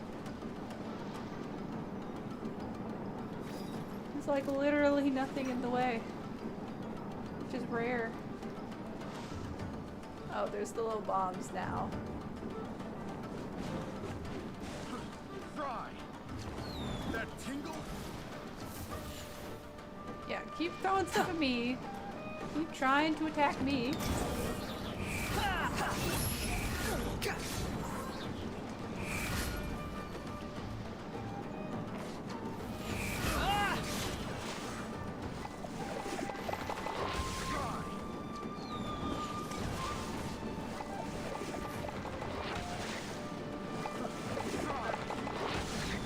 You're dead. Good, as long as you hit me and not the balloon, we're good. Squall and Fury. You dare to gaze upon me? I got you.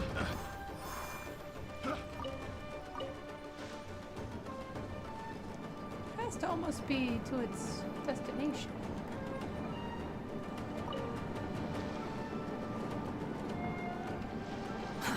Too slow. There's even more? Holy cow. Quit following me. I guess it has to get all the way across. Right. Too slow. Search for it. My guiding stars, don't be scared. Too late for regrets. Have fun with this. Behold.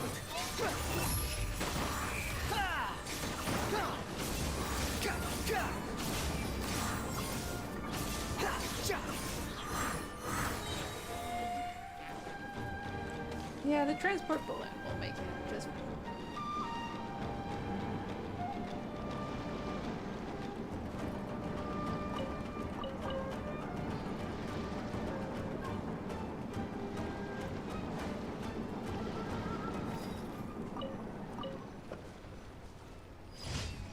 Whee! Okay, one more. Oh, it's just with the cat. We got this. Our dailies are easy today. Quit following me.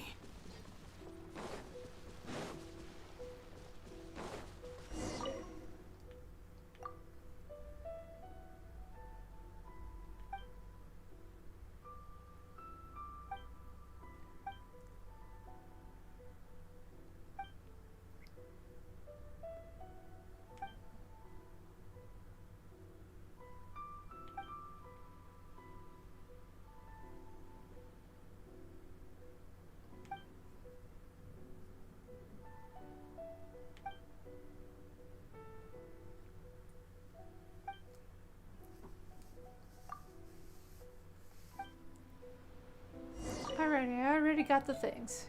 Here you go.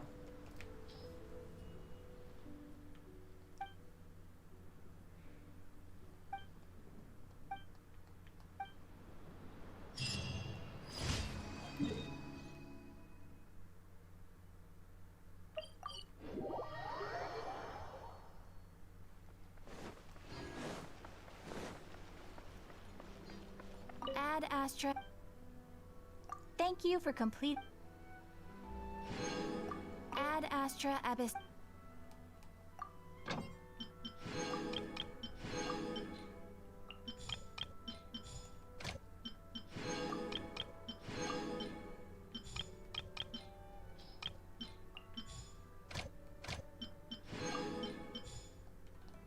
Okay.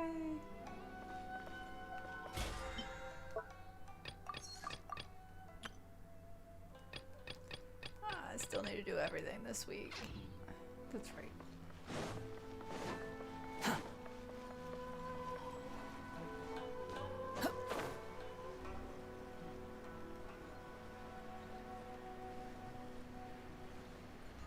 Let's just put some rocks in the forge for now. Okay, okay.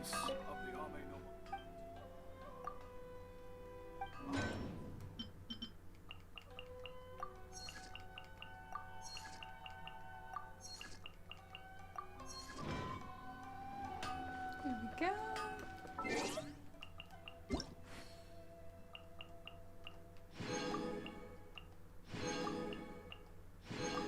Also, it's Rosaria's birthday today. Oh, she said something about playing the TCG?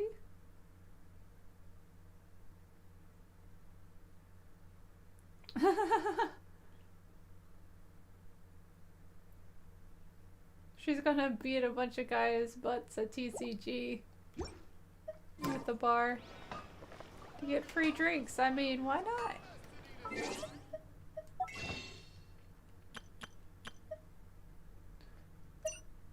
Still don't have enough for one temple. Dang. Means I'll have to do the temple tomorrow. Cause I'll get the... There's no need to exchange. Cause I won't get these tomorrow. But I'll get all of these done tomorrow.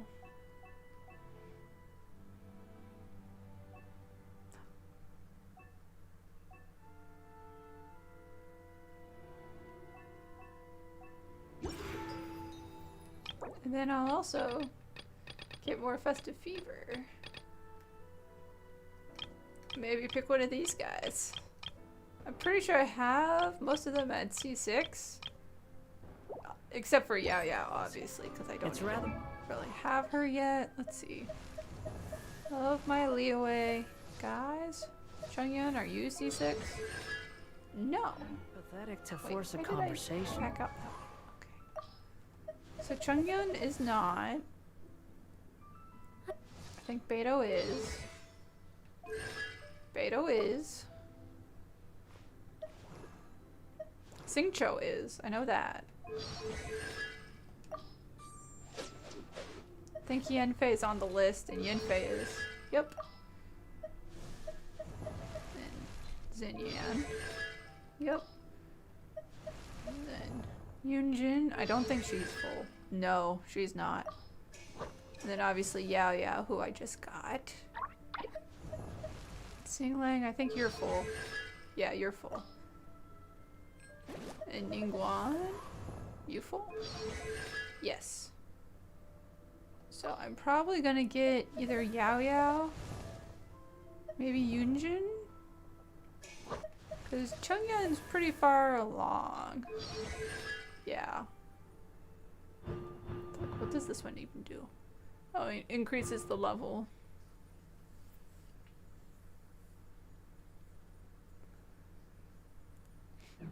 I mean, that last one's not too bad, but... Just to occupy silence. Yeah, you're bored. I'm sorry. But yeah, I'll do, obviously, more dailies tomorrow. And I'll do the side event mini games tomorrow, and then we'll get more primos, and we'll be able to do a temple. We are 50 wishes in at least, so we're making our way. But yep, that's what I'll do tomorrow. But I think I'm gonna call stream here. Sort of rambling at the moment. But I'll see you guys tomorrow for more Genshin. And then we'll be doing a Thursday Lego stream instead of a Friday stream this week. So yep, I'll see you then.